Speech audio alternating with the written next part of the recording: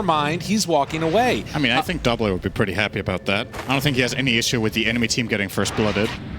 True. But not gonna happen, question mark. Yeah, trick shot.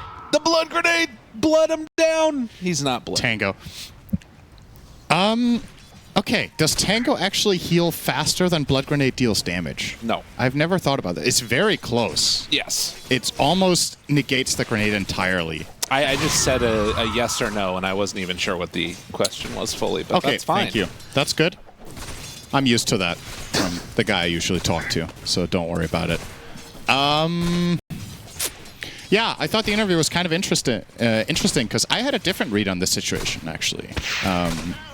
He said they needed to get through the first 25 minutes and they'd be fine. I was looking at this game and feeling like I don't know how much AVULUS are going to be able to do in the first 25 minutes. Interesting. Mid-sniper, carry Dusa, offlane Underlord. This Tricore is very slow and very greedy in my opinion. Maybe he mixed up the drafts. So, yeah, maybe he thought he was the coach of the other team.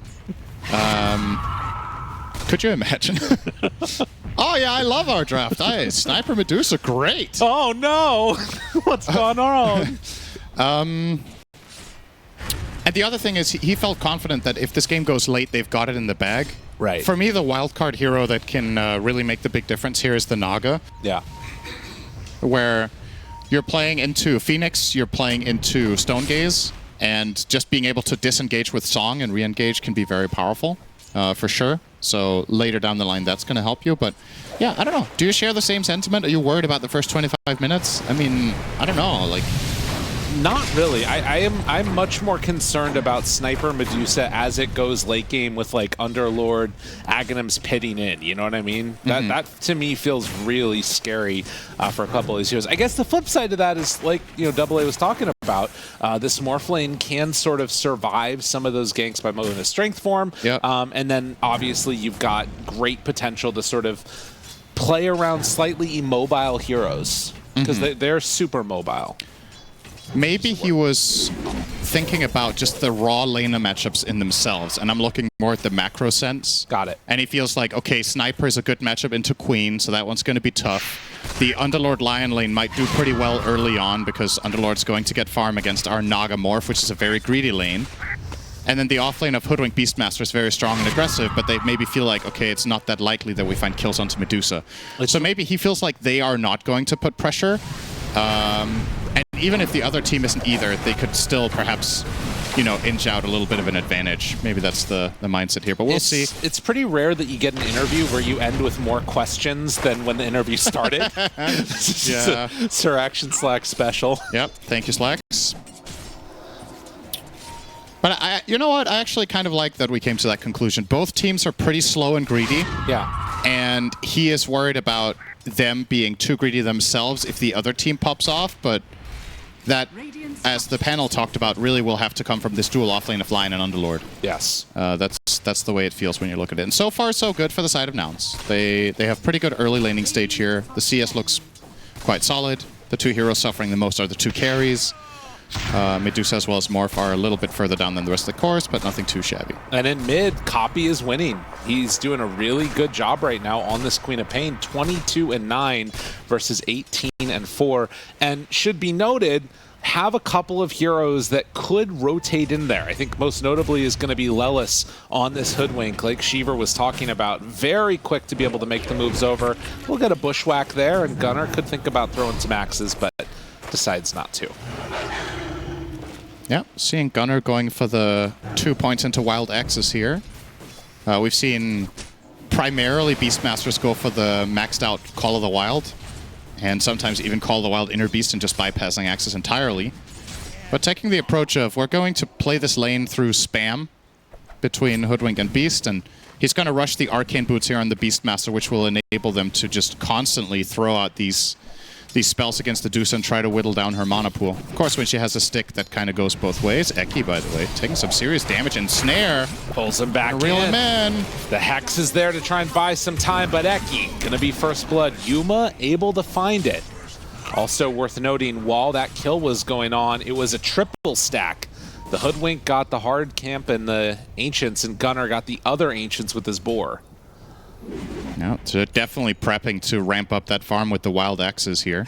One of the upsides to going this build on Beastmaster is your ability to farm those stacks yourself.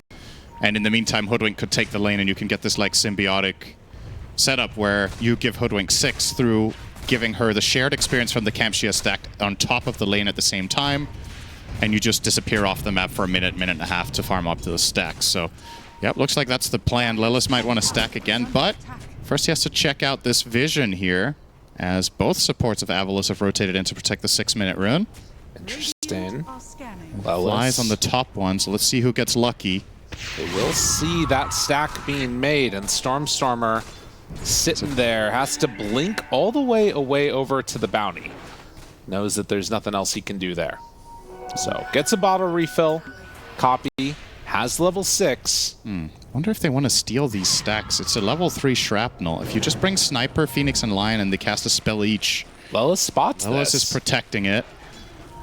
Soneko trying to solo it with the shield rune. This is not gonna happen, I think. Well, he does have the Dying Light. Okay, Sniper He joins. shows There we up, go. and Yeah. well, looks like they're going to get a good chunk of it. Lilith's just going to sit here and soak some XP. Gunnar shows up too late, so a nice play by AVULUS. They needed to bring the Sniper, and they did, and then they cleaned that up. Oh, but 7?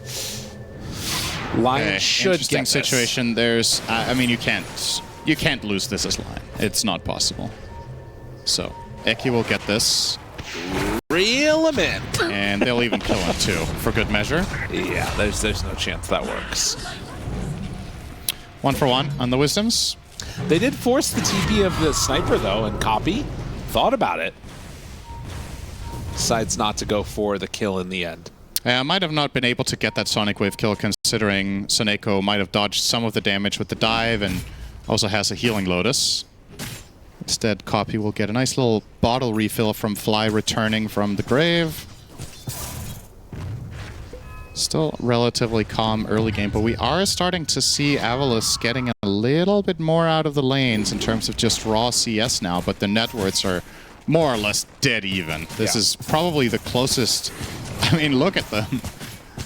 Yeah. Just every hero and their counterpart within just 200 of each other minute 8, and the supports aren't rich in any way either, so just dead even. Copy. 8-minute rune again. Compared to just like the 6-minute rune. This one will be top though, but this time Stormstormer is there for the top one. So again, Nouns don't get the rune. Roar. 1 to him down bottom. That's a and big the Hoodwink kill. connection. Nice. Overwhelming with the 4-hero rotation using the Roar plus the Yuma Morphling connecting, and he'll head straight back up top to farm again. I mean, this is the cost of bringing all those heroes mid, is that your safe lane is completely abandoned. So can they get some substantial damage onto this tower? Eki in an interesting position with this ward. They have wards on either side. One of them I think got taken out, so Copy feels safe. Unfortunately, he is not. Assassinated out and dead. Very nice kill. Should give them the tower here too. The wave is coming in. The easy plink down means that eventually Stormstormer claims the tower for himself. In the meantime, Gunnar begins to work on his stacks as another round of them is made in the Ancients. So, I mean, if Gunnar can clear these all by himself, this is a really great start for the Beast. Yeah, look at those and stacks. he can. He just needs a little bit of time. This is just a matter of not getting intercepted while doing it. It gets easier and easier as you build up the wild access stacks on them. So, in the meantime, he's also taking care of the tower CS here, so getting a ton out of this. Oh, yeah. The next axis will give him level 7, and then he will clean up the rest with level 4 axis. We're going to keep an eye on this here. This is big, though. A smoke moving in this direction can really throw things off a little bit here. They will see that the stacks are beginning to be taken. They don't know about the Beastmaster doing the other ones. They don't even know that those exist yet. Soneko starts to hit onto it. Lelis is there, and Sonic Wave! Soneko dead. Yeah, that'll protect the stacks. Well, Sniper did get a decent chunk of them with Shrapnel, actually, but the Ancients remain under Nouns' control, and Gunnar is starting to finish off on the other side here. He's now level 8 on the Beastmaster. Finger of Death Assassinate. And it's during the finger timing, so he will get the stack. That was quite close, actually. Yeah. To the finger expiring, I think, but worked out. Copy tries to build into the Dagon. Very, very slow game so far. 10 minutes in, 3-3. Very much a farm battle at the moment. They do have two components of the Aghanim Scepter done on Gunnar, and now Lelis stepping forward, immediately taken down by Smiling Knight. No Bushwhack coming out. Axes trying to build up stacks of it. Gunnar stepping forward. Fly will not get hit by the Gorgon's Grasp. Eki is there. And Copy taking some damage. Will have Blink back up in a few. 1 second away and jumps out just in time. They do end up finding a Roar, buying some extra movement. Zibe moves in with the ulti. But in the end, doesn't look like there's any meaningful kills at this point. This is a pretty big rotation for AVULUS, but they do get the tower. Ooh. So it should be well worth it. Can they take this away, though? Only one shrapnel, but an important moment as Gunnar tries to clean these ones up. See how many they can steal away. Smiling Knight is right out there. Fly moving in. Send in those illusions. Deluge, Stormstormer. And, I mean, it's a lot of stacks there onto the sniper. Good damage out, but they get most of them on Beast. Time for another power rune. Copy, once again, does not get it. It's bottom. And he was losing it top to Zibe anyway, so this is going to be an Invis rune for Stormstormer, but like you said, very, very even. Seems to be very much just a matter of... This game is played in the dire triangle. Yeah. The whole game, it feels like everything has happened over here, and for the most part, Nouns haven't bled out too much and been able to get the majority of their stacks. And this is going to result in a very fast Drums of Slom on the Beastmaster. So this is, I want to say, the third or fourth Beastmaster game we cast together, and I want to say it's an even split now between Drums and the Helm of the Overlord. Right. Maybe we've actually had 5 or 6 now that I think about it. Probably more Overlord games than Drums, but wonder what guides that judgment here, that he thinks Drums of Slom is the right choice. Considering you're playing into a pretty greedy lineup with Medusa, Sniper, and Underlord, I think a lot of players would be gravitating in the opposite direction to try to take map control and take space away from them, rather than play the I am going to be greedy for myself kind of strategy. Underlord moving in. Gonna try and defend this one. She does fairly easily. Yeah. And with the mech done, immediately going into the pipe, not valuing the Dispel as much in this instance and just having that magic resistance, which will be really nice for when Beastmaster comes in. Yeah, I think Greaves aren't really that valuable here. I think maybe he won't even get them necessarily after the pipe. He might go for some other value item. Oh? I feel like there was potentially a case to be made in this game for even going Atos with the limited catcher lineup has, but considering that he's going double aura first, probably not going to consider that at all as his next choice. Fly sees Time for Wisdoms, double for the side of Nouns. That's pretty big. Oh yeah. Very, very nice. They will be giving up a tier 1 tower, it looks like, and not able to make a move for another one in turn. So AVULUS getting more out around the map, it feels like, in terms of objectives, and have a slight lead, but maybe going to try and put a stop to that here. You got Dagon done on Queen of Pain. Dagon Drums of Slom is definitely a strong timing. Morph is close to the Manta as well, but you got to look at the other side as well. You're fighting into Mech, a Manta, Medusa. I mean, the team fight from the Radiant is really strong as long as the fight is contained. Right. So much of it comes down to organizing your Song of the Siren setups correctly. If AVULUS pop all their stuff and you can disengage, re-engage, and then have your second volley of spells with like the Dagon, Sonic Wave, and everything, I think you're pretty favored.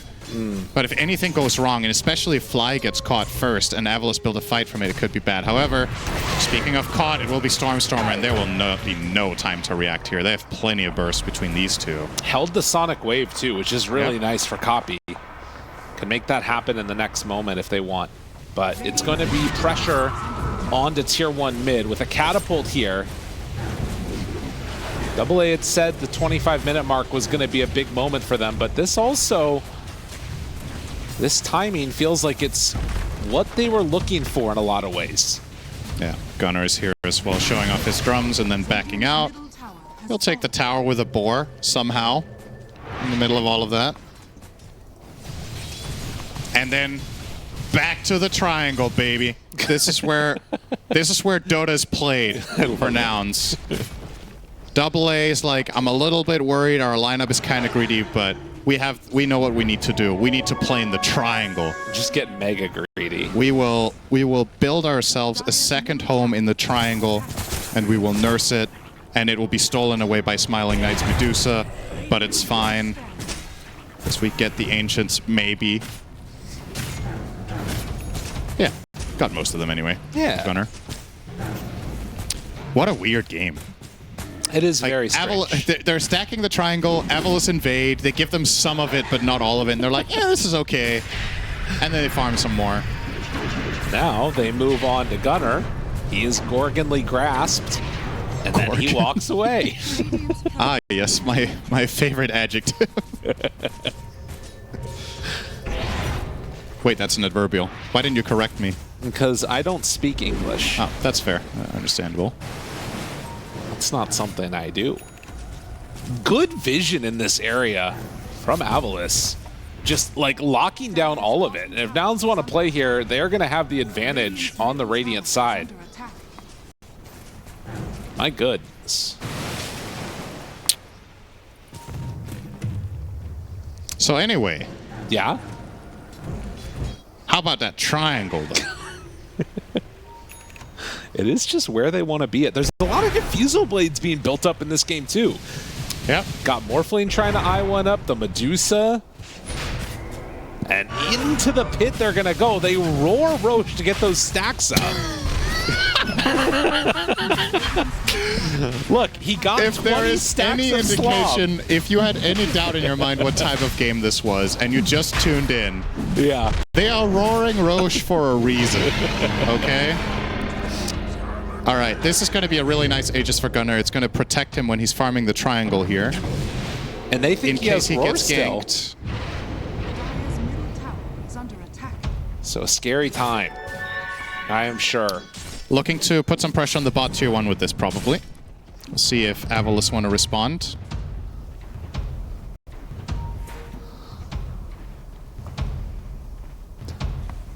With a very even game, 18 minutes in, it does sort of beg the question, if you're not out-greeting the other team, do you need to outfight them?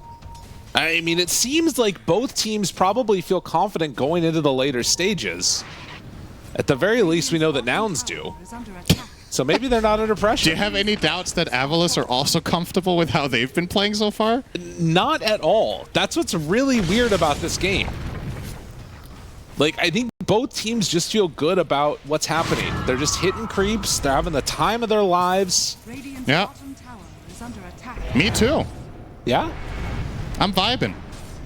Hanging out, having a good time. I'm, okay. They made I think it's time to look at the stack counter to really get an idea of who's ahead in this game, because it's the only metric that shows anything of what has happened is who stacked more camps. All right. Oh my god. A landslide victory for Nouns with 21 stacks in 19 minutes. This is the real kill counter here, to honestly. the 17 of AVULUS. I mean, it is. 3 to 4 kills, 17 to 21 stacks. Now, that doesn't account for how many of them were stolen, because it feels like AVULUS did invade and take some of them away. So probably all in all kind of even, so actually. We're kind of even again. Yeah. Very good. All right, AVULUS are going to smoke. They're looking for an opportunity to maybe catch the Morphling off guard with the Lion Hex. How many more metrics do you think we can be even with?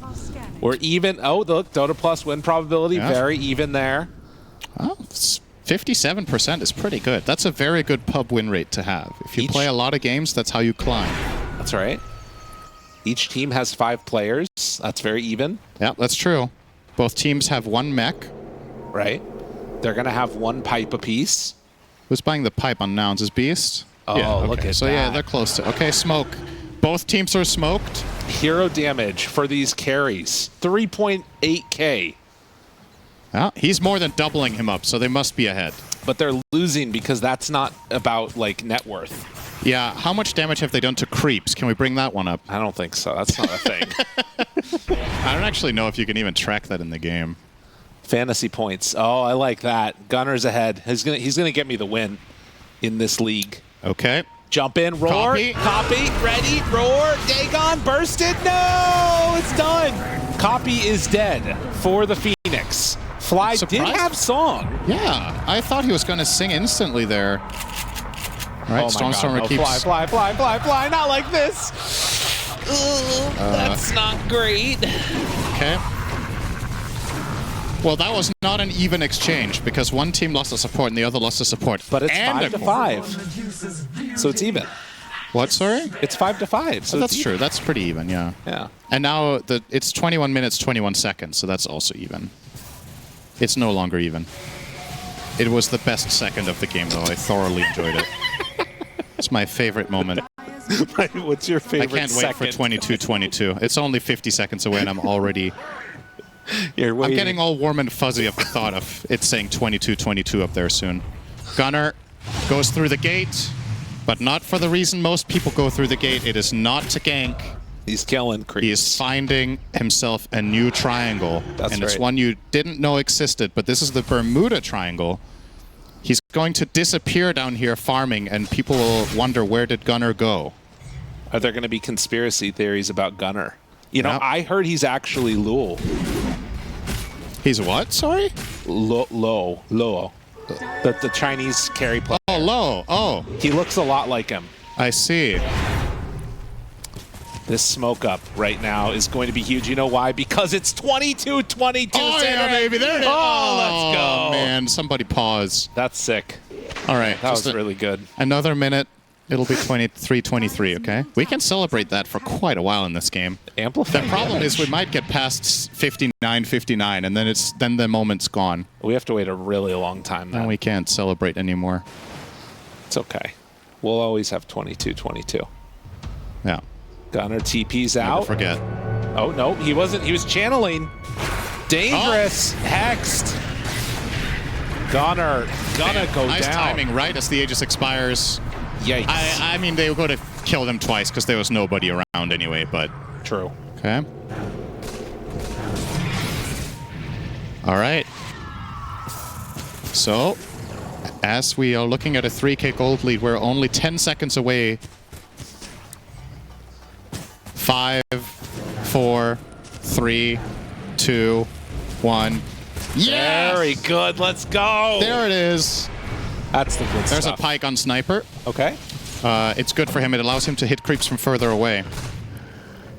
So he can farm a little bit more efficiently, as Medusa is clearly the big breadwinner of this game. She's just farming faster than anyone, which is to be expected because she is the best farming hero in the game. In this particular game, that is. Okay, good. And AVULUS are building themselves, step by step, a bigger and bigger advantage. They have Disperser, Smiling Knight, which is pretty sick. I'm going in for Scotty next. No butterflies here. Okay, pushing the tower. Nouns, they are in position to try to fight back here if they want to, but statistically speaking, the number of roars used on heroes and creeps are even. Yes. We'll see if we can push them over the limit here with Aurora and Dusa. It does not look like they're particularly interested in taking this fight. They have the heroes around, but kind of just enjoying the view from the high ground, and I can appreciate that. Sometimes you just need a good vista. That's right. To watch as your buildings fall. You know, we missed 24-24. Oh my god. Can I tell you something? Yeah, what happened during 24-24? I mean, the same thing as 23. Okay. But when I was at Times Square for the ball drop, we let time go by faster by like doing little scratch it tickets. Okay. And we did 1 an hour. And I feel like it's kind of like this, you know? You're just like, you're scratching for the lottery. At 25-25, we might win $1 million here. Okay. I was about to ask, what's the potential grand prize here? $1 million. If there's $1 million on the line every minute, I will watch with bated breath. Okay, I am going to. My eyes are glued to the screen right now. That's right. All right. I have Next scratcher in 5 seconds. Double you have to tell me if I won, okay? All right, I'm ready. All right. Oh my God, you won! What? You won $1 million! From who? From Gaben. Oh, sick. I'm going to email him right away. Yeah, it's a special Crimson. It's coming up soon. Check your... Oh my goodness. A $1 million Dota item? That's crazy. As we're going to see the Tormentor go down here. Heck, he gets a shard. And he actually has the Mana Drain facet. He didn't take the Fist of Death. Yeah. He took the Essence Eater. We missed... wait, we didn't miss anything. Wow, I'm getting ahead of myself. Time flies when you're having fun. I thought we already missed another minute, but we didn't. No, that's where you won the $1 million. Yeah, I mean, that's why I'm having so much fun. I'm just thinking about what I'm going to use Gaben, like 0.01% of Gaben's net worth on today. It'll be nice. Yeah, that's going to be sick. All right. 10 seconds, Gabe. I'm ready. Is it going to be if I win? Can I win this time? I think we're checking yours. Okay. I'm ready. All right. It's time. Oh my God, that's unlucky. What happened? You won yourself 1 minute of farming. Oh, okay. That's good, though, at least. I mean, we can enjoy that also. Yeah. It's not as good as $1 million, but just barely. Depends how fast you farm. That's true. If you have a really big farm, yeah, you could probably farm $1 million in 1 minute. If you had to farm one crop, what would it be? Well, what crop would you want? I would plant money trees. Okay. Yeah. It's the perfect place for shade. Okay, bottom tier 2, taking significant damage. There is the siege creep, but they are leaving it behind. Double ward placed. Rarely seen, but much appreciated by the tier 2 down there. That's a nice one. This is a really important spot for Nouns right here. Mm-hmm. So is this one for AVULUS. They're taking Roche. It's happening. Gunner, you can't let them do it. You got to show them who's boss with the roar. Yes. They have Roche's banner now, too. Yeah. Okay, I can't help but feel like... Nothing has happened in like 10 minutes. No, I can't help but feel like that either, but... It does feel like AVULUS are just gaining more out of this. When you're playing Medusa Sniper and your late game supports are Lion Phoenix and everybody is just farming, do Nouns actually have the solutions for these two artillery heroes? Like, Morphling ideally wants to fight right now. Maybe he will. Wait, hold. Okay, they're getting out. Yeah, they're running away. I got excited for a second. Maybe Smiling Knight if they step too far forward. Okay. They see him. They see him. Yep, he has Aegis, though. I mean, they can't kill him twice. And that's the thing about their lineup, right? You want, with Morphling, I feel like you want to hit the timing where you have these, like, basically these exact items. I think Yuma really wants to fight, and the problem for Nouns is finding an angle where you jump someone that isn't Medusa and that you can actually kill. I think Underlord is not a target, so you want to find Lion, you want to find Phoenix, or especially if you could somehow find Sniper. But they feel like AVULUS got too good of a position on them. I mean, here's the thing, though. Double A in the coach interview said if they make it past 25 minutes, they're feeling good about the game. Yep. And that happened. So they're feeling good about the game on Nouns right now. All right. We missed a couple of minutes, by the way. I'm okay with this. All right. I think we can catch back up here again soon. Almost that's the good thing about Scratchers. You can just do multiple at a time. That's right. Save them for later. We got to find new prizes. Yeah. Yeah, I mean, after I won the grand prize, there isn't really much left to, yeah, we dream kind of anymore, right? Wad a little early there, didn't we? It's okay, Yuma though. Gets to hit the tier 2 tower bottom, so it looks to be a tower trade. AVULUS take tier 2 mid, and they are going high ground. Oh, Smiling Knight with the banner. It's in front. He is hitting the tower. Whatever will I do with you? Lelis ready. There it is, the bushwhack to start. More to come. They do not have Crimson Guard yet, but Gunnar is building towards it, which means this tower is vulnerable. Yuma steps forward, takes out the banner, they kill the creeps, and now the counter glyph.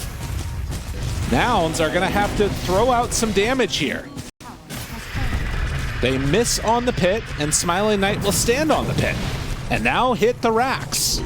The racks have fallen, Synderen, and they're walking away. Right. Copy has the wave mid. A very successful strategic siege from AVULUS.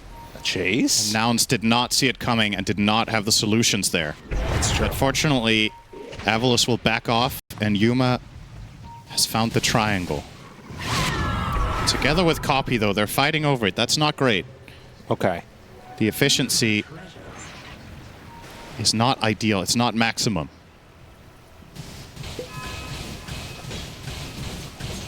Yuma.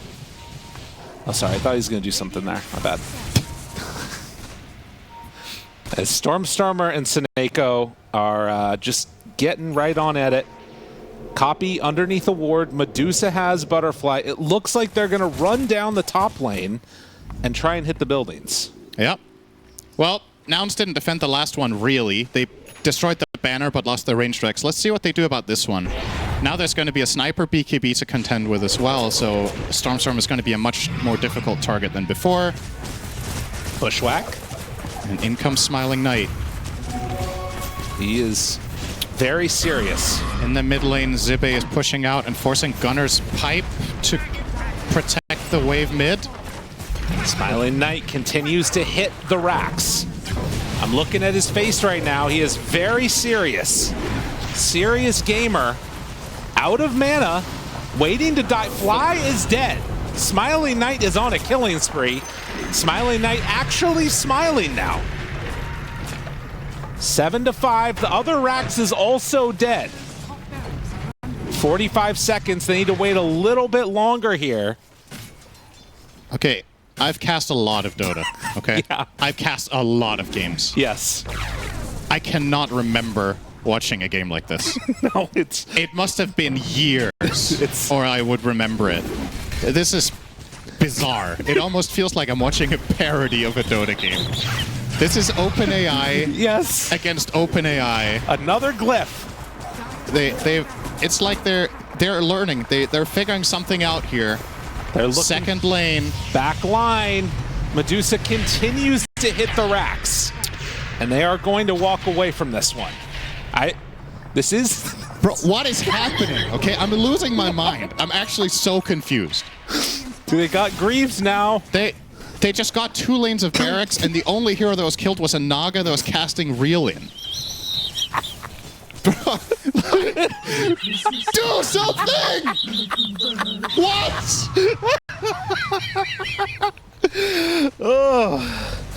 Oh, that tickled me. Oh, that was a good... I actually can't, man. What? It's okay. You know what? It's okay. It's all going to be saved. Coming up now, look at the timer, Cinder. Oh, it's boy. 33-33. 7-5 at 33-33. It's time to run down another lane. Oh, baby. All right. Well, they could wait for the next Roche. 2 minutes for the early respawn for AVULUS. If they want to wait for it.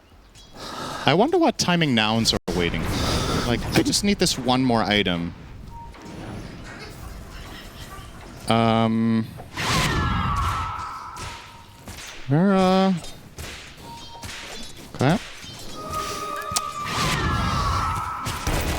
I mean, in all seriousness, they are getting closer to an MKB for Yuma, which will allow them to hit.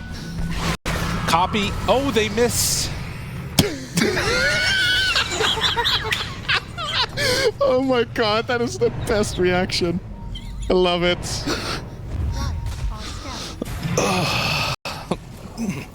Okay. 11,000. Oh my god, it's so good.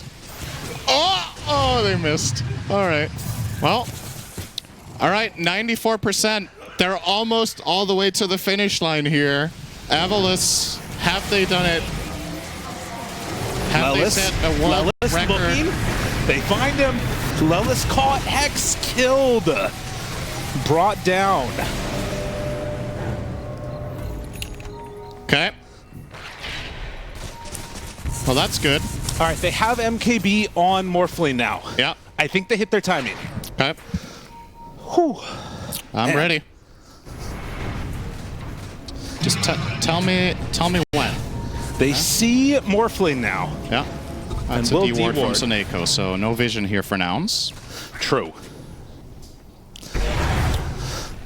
AVULUS holding the high ground. And really controlling the tempo of the game. I feel like both teams have controlled it together. There's not a lot of damage done. There's something beautiful about a Dota truce. Unfortunately, the buildings are not involved in this truce. No, the buildings are falling Smiling again. Knight. No Aegis. Roar! He's roared! Got him! Yuma on top of him. Do they have the damage to kill off this Medusa? They're hitting hard, but they're hardly hitting because Medusa is very strong. The egg is out smiling. Knight stands tall. That is GG called. Cinder, and it was all for that. Wow. What a game. What a game. I've watched a lot of games, and in my time as a commentator, one is arguably, I was going to say equally interesting, which would be an exceptional disservice to this one. So let's say this game is really interesting. Yes. Okay, let's instead of equally. What's crazy about this too is we were watching the panel do their stuff, and you said Tinker. You said it after they picked Tinker. But Wow. but you thought about it earlier than that. Right. So what I will say is, I was thinking to myself, the Viper matchup, this is probably something that Copy used to play Tinker against, and I was just thinking, I know this is like his best hero. Yeah. I know this was the hero that he used to spam in pubs and play a ton, and I was just thinking to myself, man, back in the day, Copy would have played Tinker this game. And he still will, apparently, even with the changes. We haven't seen very much core Tinker for a while. I think we've seen one or two teams try it in the last couple of months, but almost always this has been played as position 4 with his new kit with defense matrix and no longer having the heat-seeking missiles. But you can still play it core, and I'm very, very curious to see what Copy's going to do with it here. So that, for me, is definitely the hero to watch. And also, it kind of tells a story of how Nouns are going to try to approach this game, right? Like, they're identifying, okay, Viper mid is good against Copy's hero pool. We don't really have the best solutions left, but we can dig deep, find this Tinker. He will be able to do okay in lane, and then he will, hopefully for them, be able to slow down the aggression. This hero is very strong defensively. March of the Machines, defense matrix. You're trying to push towers. It's hard to break through. And in the meantime, Alchemist is farming. Yeah. So it makes sense thematically what they're trying to do with the hero. But yeah, let's see the execution. So far, so good for Nouns with the first blood, of course. Right. Well, and the other thing that's going to be interesting that might not ever come into play, but I hope it does, is if Fly ever gets a Maledict off and then Tinker TP's in like either Dagon or Laser, that just sounds cool. You know, somebody's getting bursted open. One thing I do want to see is how well Gunnar does in this lane. We've seen some of the off-lane Pangos take the double jump as Stormstormer, very low, but not dead yet. He decided to take the Thunderbolt on the Pangolier. So opting for that style of play instead might make his laning stage a little tougher. Yeah, it was the same thing that Amar did in his offlane Pango game that we just had. That was the game they lost, I believe. Not that those two are directly related or anything, but yeah, we've seen both versions from offlane Pango. I think the mid Pangos we've seen in this tournament have only taken Thunderbolt, so it seems there's a bit more room for variation in the offlane position. And yeah, it's a matter of what do you think is more important? Is it that little bit more laning prowess, or is it the big picture of the Thunderbolt is just going to be too good for team fights later on? And they appreciate the Thunderbolt here. I think it's the right choice as well, just thinking about how AVULUS' strategy is going to work. You heard from Coach Mag's interview that they want to play faster than last game, and he really hopes his team does that because it feels like the right way to approach this one. Yeah. So having Thunderbolt when those big fights or big pushes come in that AVULUS are likely to go for will be really, really valuable. I also feel like on the side of Nouns, like, just based upon their draft, take the Tinker out of it, all the rest of these heroes, you want to run at them, right? You want to roll in with Pango. You want to jump in with Clockwork. You want to make these fights happen.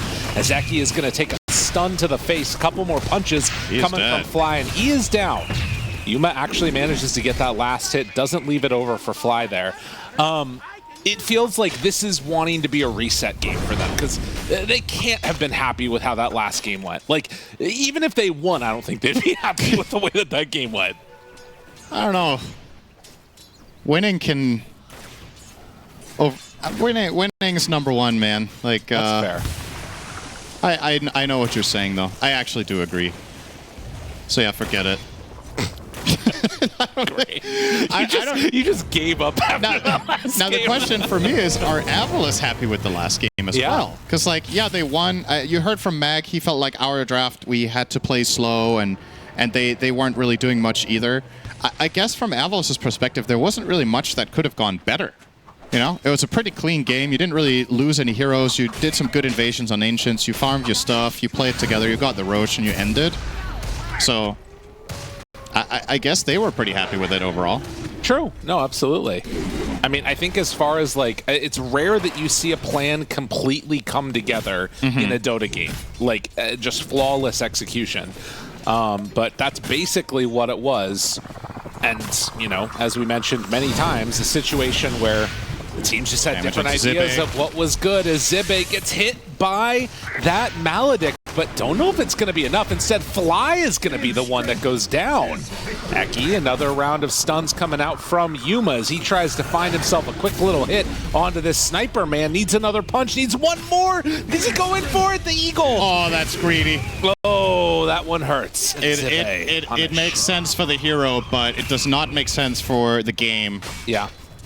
And yeah, unfortunately, you could see what Yuma was trying to go for there with Fly with that attempt, but the Beastmaster was very fast there. Zippe was fast to back off to the right, and that meant that when the concoction connected, Witch Doctor was nowhere near. So they didn't really get any value out of the Maledict, except just the Maledict itself and one hit from the Witch Doctor. And Zippe was going to survive that. So they had to pivot, and yeah, you just saw the trade-offs come through with the sniper. So very good news there for AVULUS. Lelis right now is level 2 on this Clockwork. That's not much. True. His Gunner is 5. Let's hope for him that he gets a Wisdom Rune. That's what I was just thinking about there. Yeah.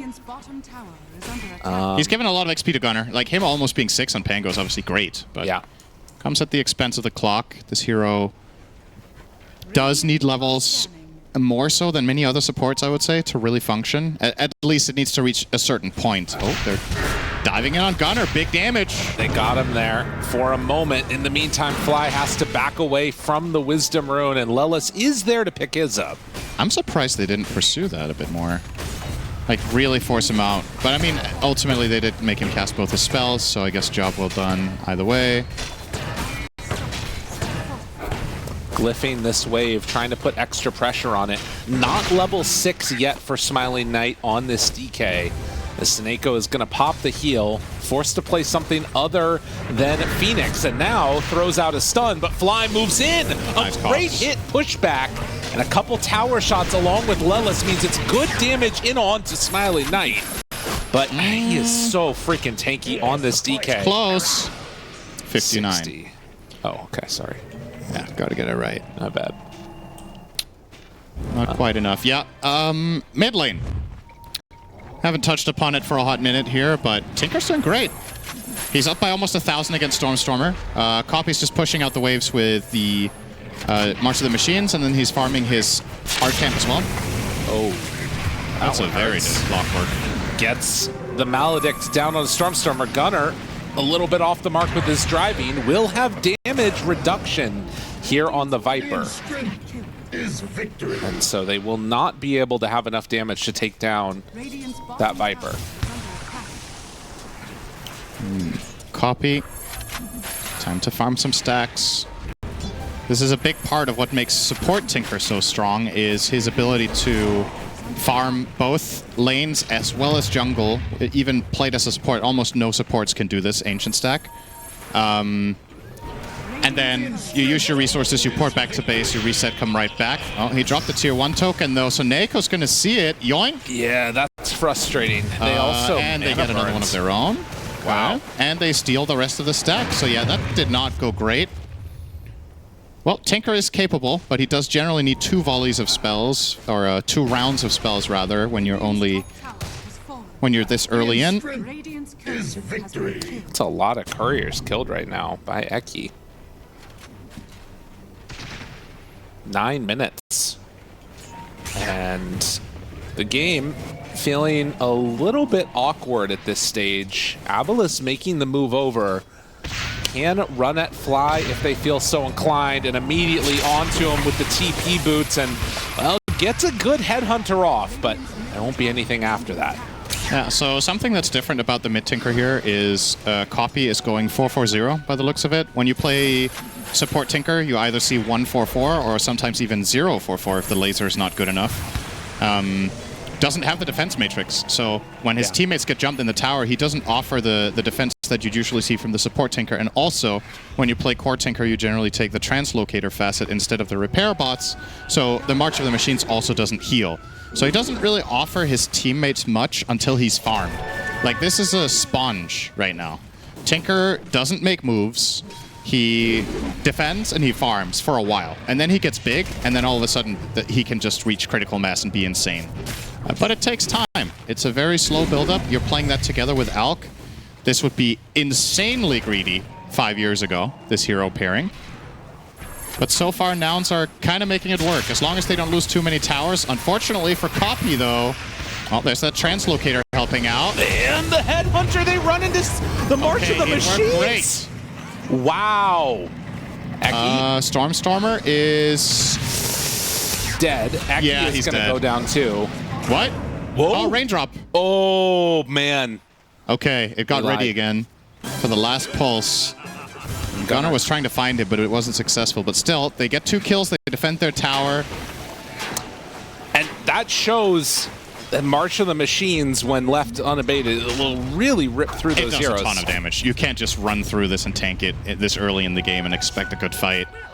And you combine it with Maledict, people just die. Yeah. So that was a good defensive play there for Nouns. Not only do they protect their Tinker, they also defend the tower. And this is something we didn't talk about, but how much do you think AVULUS' players have played against core Tinker recently? Yeah, not much. It genuinely... So the way Translocator works is that when if you have a defense matrix on yourself and it expires, you blink forward 350 range. It's not necessarily a straight line, but it's the general trajectory. So if people are trying to dive you in your tower, you have like a guaranteed mini blink, basically. Right. And that's what happened there. He got level 1 defense matrix at the perfect time. Without that there, he actually dies, I think. So opting not to go 4-4-0, but 3-4-1 kept him alive. So that worked out. More stacks being made, and I thought that was Fly with 1 component of an Aghanim Scepter done, but that is not true. Does have his Gree gold working. It's Copy that is now going to have 2 components done.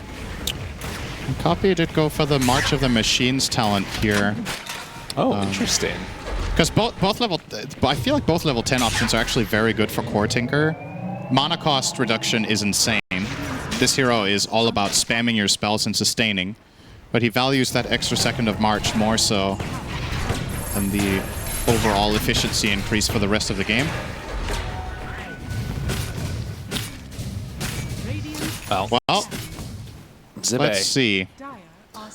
Going for the Helm of the Overlord. Has not... He has the Helm locked right now, though. Oh my god, Yuma's getting so much gold here.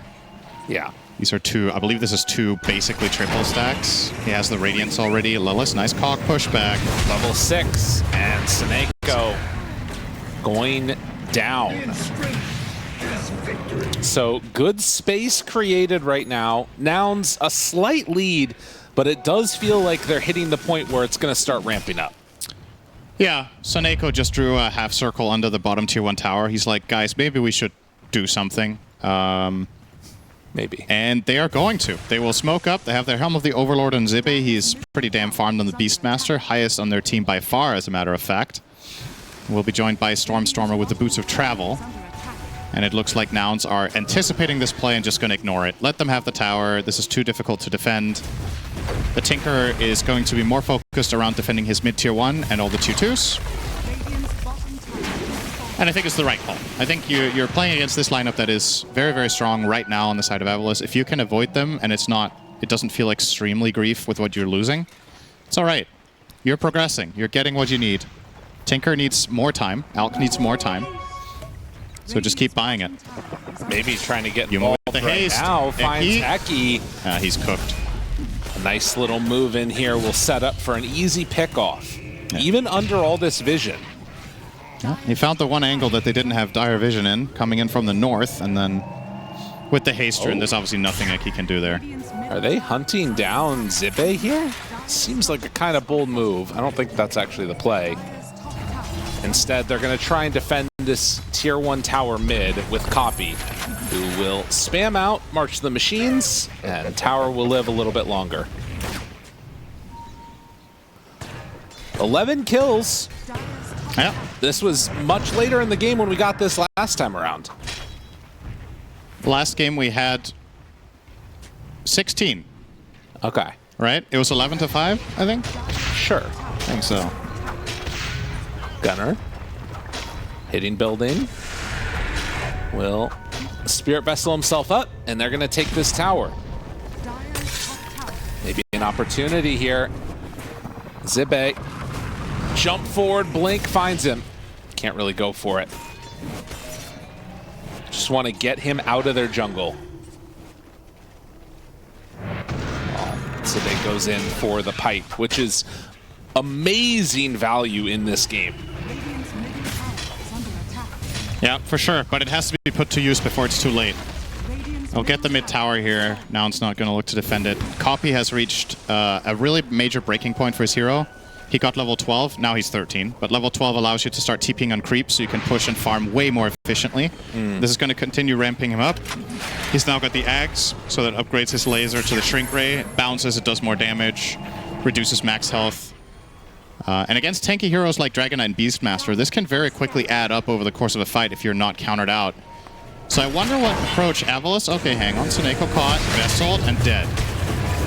Easy pick. I wonder what AVULUS are going to itemize to try to solve the Tinker problem. Because if they're just going to let Copy free farm like this and not gank him a single time except the one attempt they did mid, he's going to approach, you know, Aether Lens, Arcane Blink. Alright. Seems to be Nouns that are a little bit more aggressive this game overall. Yeah. A good change to see. Definitely. And again, Copy, at this point, they don't really have great answers for him. We'll see a roll-up and the Thunder from Gunner as he heads away. So no real chance for a kill there as Witch Doctor is dying to the Mud Golem. Can Chant take over another one? And another little window where we're dodging these fights, it looks like.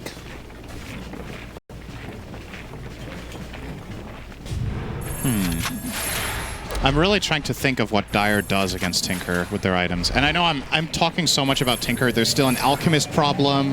Yeah. There's a Pangolier that's going to cause a ton of disruption, but he is the special hero of the game that was the overall last pick. That's a very unusually run hero. And usually the way you deal with Tinker late game is you get on top of him, you have some sort of silent stun combination, and you just kill him off 100 to 0 and don't let him reset. But the defensive line that he has and the types of heroes that AVULUS have, it's really difficult to think about, like, I guess Dragon Knight with the Blink plus... I mean, he can't kill him alone, though. No. So what's the follow-up going to be? You have a little bit of a support assassinate. Maybe DK and Viper get blinks and you just pile on him or something. They have Blink on Beast. It feels a little bit, yeah. Maybe Beast, DK together. They both have their blinks now. I mean, the tough thing is that also with Defense Matrix, you're getting status resistance too. And it's only going to become more in a moment, unless he takes the laser damage. Let's see what his 15 talent is. Both options are excuse me, it's the barrier. Level Level 20 is the increased status resist. Okay. I'm assuming he takes the laser damage, but let's see. Yeah, goes so for it. The Matrix Barrier is good too. They're both really nice talents. Stormer. This is another item that can help you against the Tinker. We'll be going for the Mage Slayer on the Viper.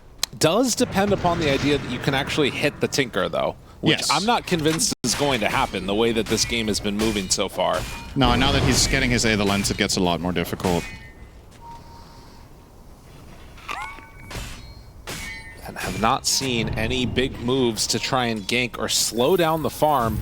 Yuma now with Blink BKB Radiance going into a Yasha. Stormer pushed back by the Cogs. Lelis with the battery assault can go for a TP out, or he can just keep shoving down this way and get away from Stormer. There are some pings. They think that he goes down, but Lelis is actually just going to farm out this hard camp right here. Uh-oh. Stormer spots him. Good TP. He's fine. Does force out the Lotus. Yeah, I don't even know if he needed to do that. I think the stick might have cut it, but he lives. Meanwhile, they're going in for the Tormentor. Yuma anticipating this, jumps forward, throws the stun out. A counter stun coming from Smiling Knight, and Zibe is just dead. Abort. Jetpack for Lelis. Tinker loves vision. True. Jetpack. Clockwork will scale Rocket Flare on a level 11. Pretty unusual, by the way. This 440 plus talent before you get a single point in the rocket, but hasn't really needed it. But the more vision Tinker has, the easier it will be for him to ultimately use all of his items. Later down the line, he's going to have a Dagon, he's going to have maybe a Hex, and he just needs to constantly be fed information by his teammates of where he can stand and when he can cast his spells, and then he can hard carry fights. You know, I'm not going to lie. There's some shades of last game in this game. Yeah, yeah. Yeah, I'm feeling it. There's a couple of them. Yeah, all of them. Shades of gray. But the thing that's important about this game in comparison to the last one is that the teams have already experienced it, so now surely they will adapt. True. Smiling Knight has Aegis. He's dead one Lose it time. for free. Zibe roars the Witch Doctor. Oh, hook up. He's hooking up with him. Fly still dies. And now stunned on Alchemist. Meanwhile, the Shrink Ray throwing it out. Honey, I Shrunk the Viper as Zibe stunned. Gunner runs, broken, TP out. Oh, a bit Doesn't too late happen. on it. Okay, AVULUS put their Aegis to relatively good use here, after all. It looked like Smiling Knight died for naught, but they get the Roar on the Witch Doctor. It was a nice attempt with the hookup save, but unfortunately for Lelis, he's not the one with the Force Staff. That is Witch Doctor himself, and he was obviously stunned, so couldn't reposition in time. Force out the Glyph, and that's probably going to be the end of this push, but it's something. 9-6 at 22 minutes. And AVULUS, content with what they got out of that Aegis, does beg the question, what happens on the next round? Can they afford, or rather get another Aegis for free? I do like this Nullifier pickup that we're seeing from DK, though. With all of these barriers that we're going to be seeing in this game, Yep. it's a good pick. It's one of the best items against Tinker. Also because he can somewhat rely on not just the barriers, but also getting Force Staffed. Sometimes Tinker himself will buy it, especially if you play it as support. It's just, you need to remove utility, effectively, and that's the best item at doing it in the game. And he's kind of close to it, too. All right, ready to go. Game back underway now.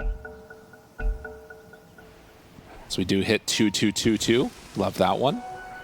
The times we spent together. And a 3,000 gold lead. In strength is victory. So Cinderin, Yep. you think that they're going to try and take this Tormentor? Yeah. Okay, cool. I really do. That's sick. And I think they'll do it. It's pretty cool. Soneko. Oh, Well, he's gonna... Alright. He watched Nightfall's replays and backed off. perfect. Very good. Here Jumps comes in. Yuma. Zippy. Hook-shotting the creep. Zippe is going to go. Okay, they were very confident that Zippy was here alone. Yes. Obviously, they have the ward, so they were just looking for collateral onto the little bit of zoo here. Give me that creep. They got him in. caught in the cogs. Look at him. He's getting smaller. The shrink ray. He's so tiny. Such a tiny little shaman. Tiny shaman. Oh, no. Goodbye, shaman. Well, Sounded like your mom was here. got him. Copy now level 18, so now we can travel on teammates. Also has the arcane blink. Yeah. Worth keeping in mind about the new Tinker, if you guys haven't seen this version of the hero, he's very different than he used to be. It's not just his skills, but when you rearm, you don't rearm your inventory. You only rearm your spells. However, your innate is that all inventory items you have lower cooldown up to a maximum of 60%, scaling with your int. Okay. And he's currently sitting at 44, so his arcane blink cooldown is 5 seconds. So he can't use it constantly like the old Tinker where we would just rearm blink. But the cooldown's still pretty damn short, and it will get shorter as he gets more int. And gets the arcane rune. And you can see now Copy will be opting for a BKB, the ultimate defensive item for Tinker. It protects your defense matrix. It protects you against the nullifier. Swan Knight trying to find him here, unsuccessful. They would really love to get a kill on the Tinker. It would even open them up to get racks, actually, if they were to find that, but Copy will not get caught. Good blink out by Yuma. Not going to get caught there and ready for a second turnaround. Lelis is in on top of Stormstormer for stack. Keeps him away. Eki off to the side, punching Lelis in the face. Smiling Knight now finds Yuma. Tinker is in on this battle too, and Stormstormer going to be dead. They can find more here, though, as the Shrink Race battles start coming out. Smiling Knight has to walk away from this one. Yeah. Too difficult. You already lost your mid. You don't have any control in this fight. You're not in any position to fight. If AVULUS wants to find a successful move, it has to come through a smoke where you ideally jump the backline, and of course Tinker is the grand prize, but Copy's done a very good job of not being accessible. He's currently sitting at 2-0-3. But if you can't find the Tinker, you need to find the Clockwork and the Witch Doctor and just roar one of them, kill them off, try to get the second one, and then build a fight that way. But yeah, as long as Nouns maintain good formation, they have good vision, and they are the ones applying the pressure, it is difficult for AVULUS to find the right approach into these fights. I'm feeling like this Tinker is much stronger looking than I thought it was going to be. I mean, maybe it's, again, just the last pick nature of it, but, like, Copy is making this look really good. He is incredibly good at this hero, so he will look extra good in good games. Yeah. For the hero, and this is one of them. There aren't many good mid-Tinker games, to be fair. And something we've talked about in one of our previous casts some days ago is that I personally feel in Dota that every hero is good sometimes, like all of them. And some heroes are very rarely good, especially in the recent patch. At TI, there were like many heroes unpicked, and I do think some of them are harder and harder to pick because of new facets and whatnot, where other heroes just got way more love. But it's not just that this is a good Tinker game, you also need to identify it, right? That's the second part of it is, okay, first of all, it's a good hero. Secondly, do you get the idea? And then third, do you have someone who can play it? And Nouns tick all three boxes in this game, which is pretty rare, because if you go back and check through all the drafts of this tournament, there's probably like a handful of games where mid-Tinker could have maybe been good, but the other teams don't play it, or they don't even, it's not even on the radar, so we don't get to see it.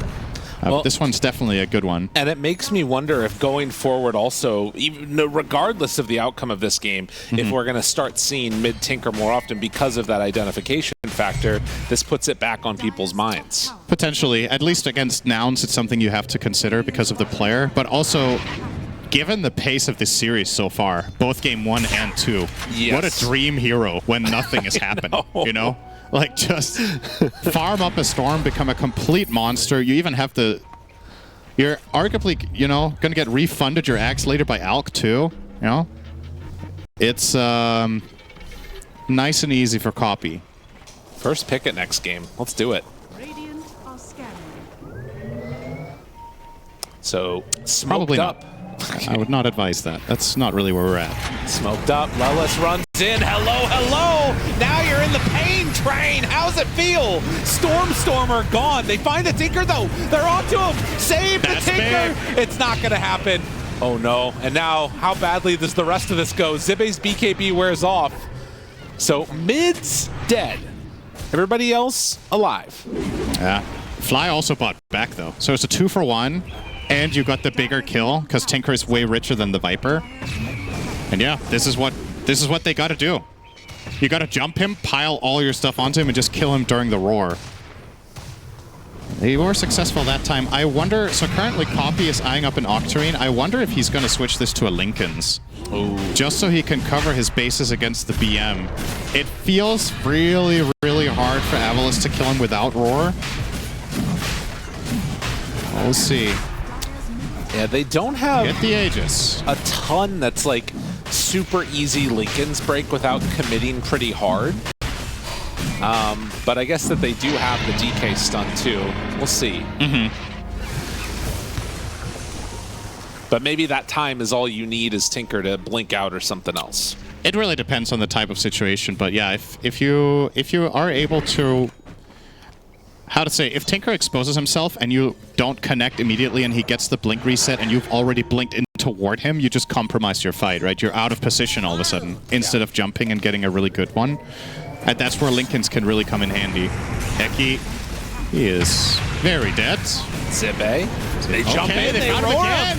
A big opening, and the BKB is out, but they do not have a way to stop it. And now they will TP out on the Alk, but a huge catch as back-to-back deaths on Copy. He is still not changing his quick buy, but yeah, credit to AVULUS.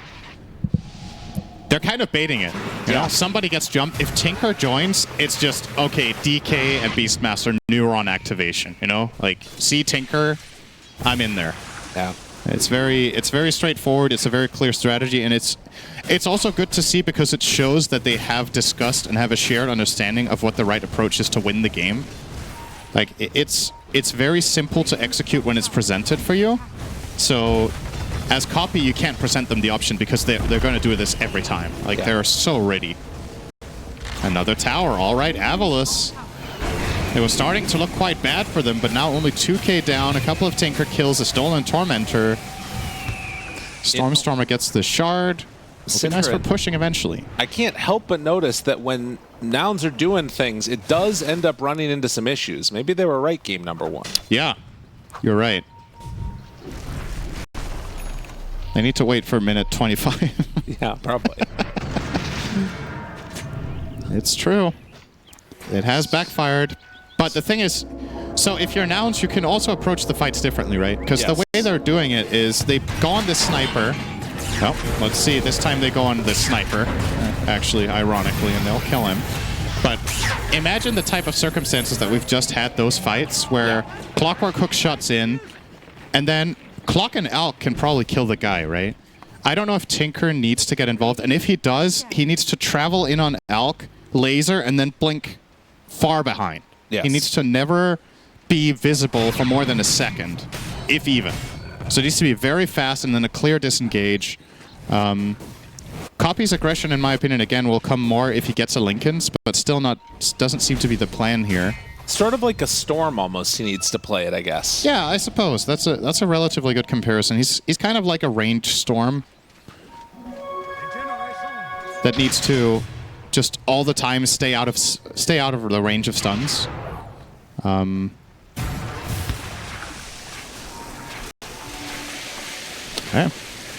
How long's left on the Aegis? 2 minutes. Smiling Knight also has a shield rune. He is stupid tanky right now. Very hard to deal with. And Stormer is working on a Scotty to help them against the Alk. Oh, and Alk also just finished Overwhelming Blink. Yep. So a lot of big items coming out together now. Is this the type of game? It probably is, where we look at how many good ags Alk can give. Because This does not look like it's ending anytime soon. He's already queuing him up. Yeah, so the first one he's going to give is probably the Clockwork, I guess. Getting all the vision from the rocket flares for Tinker is amazing. They Roar Gunner, he's dead. Probably, maybe. Rolling. Surely, maybe, yes, no, okay. Ooh. All right, you got it. Tanky with the pipe and the Vanguard, so not enough. Go fight, no roar? Maybe? Oh, no roll, though. No roll, never mind. Yeah. So I guess you give Axe to Clock. The Witch Doctor Axe can be interesting in the right circumstance, of course. If Fly gets a really good positioning going, it can win you a fight to have that.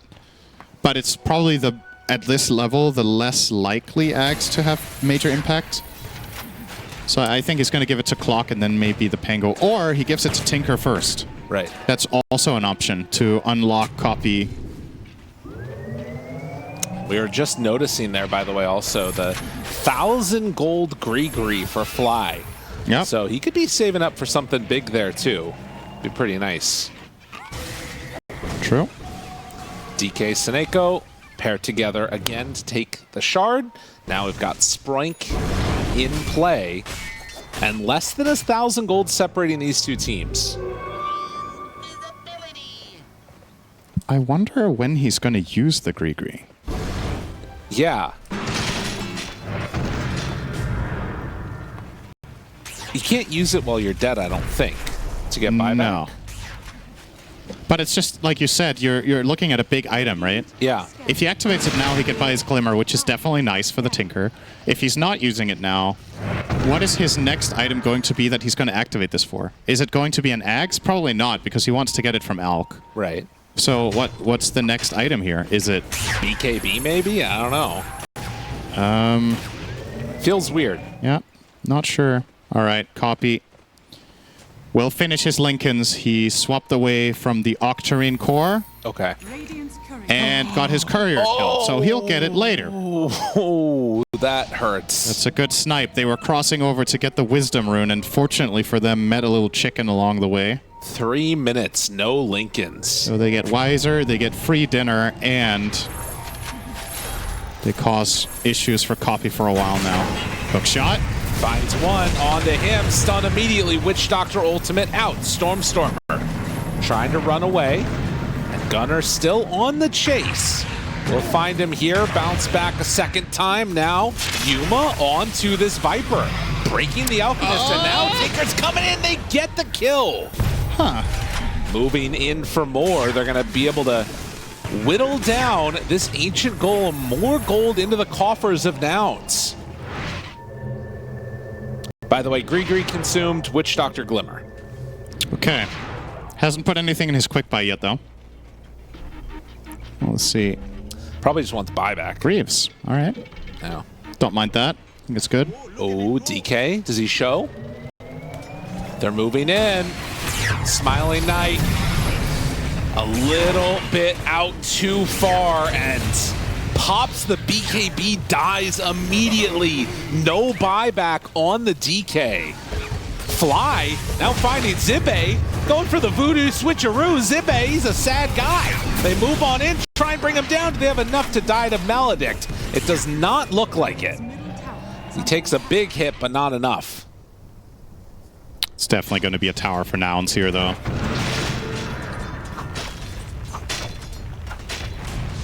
In the meantime, copy another luxury of the Tinker.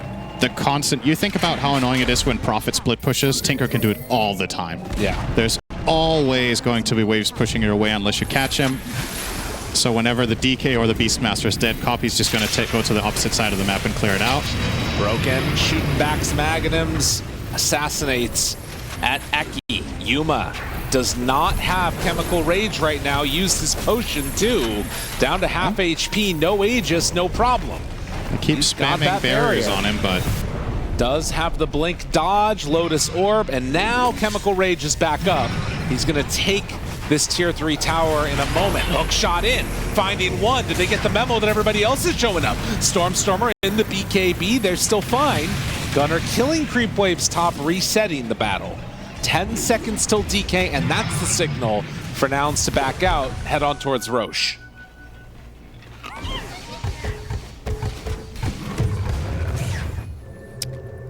I wonder if there is a world. I think this is the build Eki goes basically every game. In this specific matchup between these two teams and the types of games we're getting, is there a world where he could go and turn into a core instead? On the sniper? Like, I mean, not this game. He's committed, right? He bought Force Ags, but if he would have bought... Maelstrom? Yeah? Would there have been enough farm on the map? Could he also have been farmed?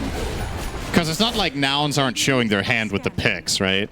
True. Like, I kind of know what type of pacing the game will have. If anyone pushes faster, it's you. Yeah, it just got me thinking. I wonder if... Because we don't really see 4 snipers take that route very often, but it is obviously an option the hero has, is to become that. And ironically, other 4s that you could say are less carry types, we sometimes see by like Gleipnir, like 4 Weaver or Hoodwinks, etc.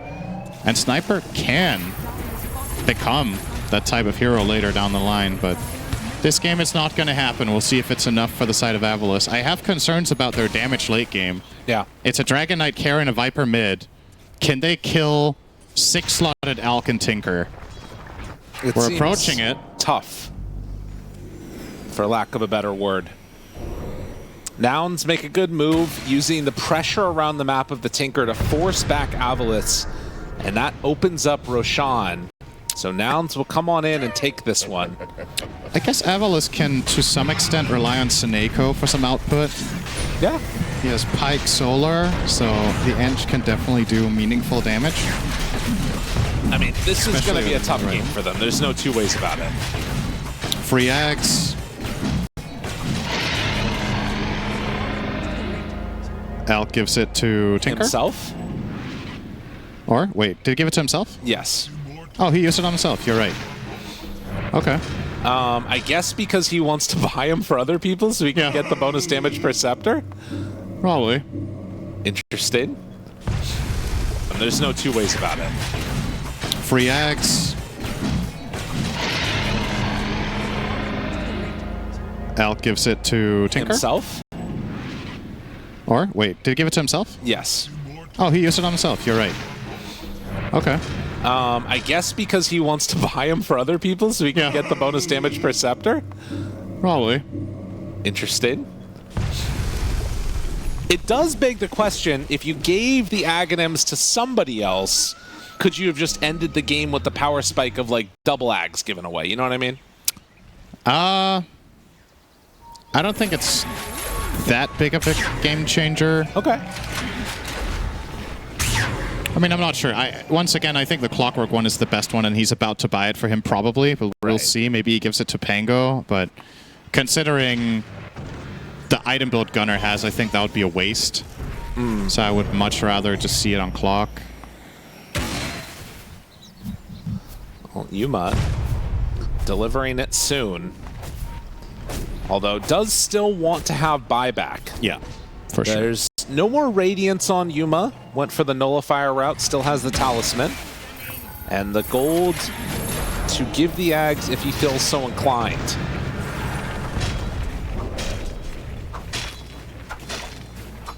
But at 40 minutes in, it's a pretty healthy lead by Nouns. I think if there is some type of a, like, serious misplay, people end up in the fountain, or like an overextension, heroes get left behind, or if Tinker just gets caught, it's going to be a lot of gold going back the way of AVULUS. Yeah, they're going to be able to somewhat solve their damage issues when they get the DK his crit, but that's quite a way to go there. Yeah.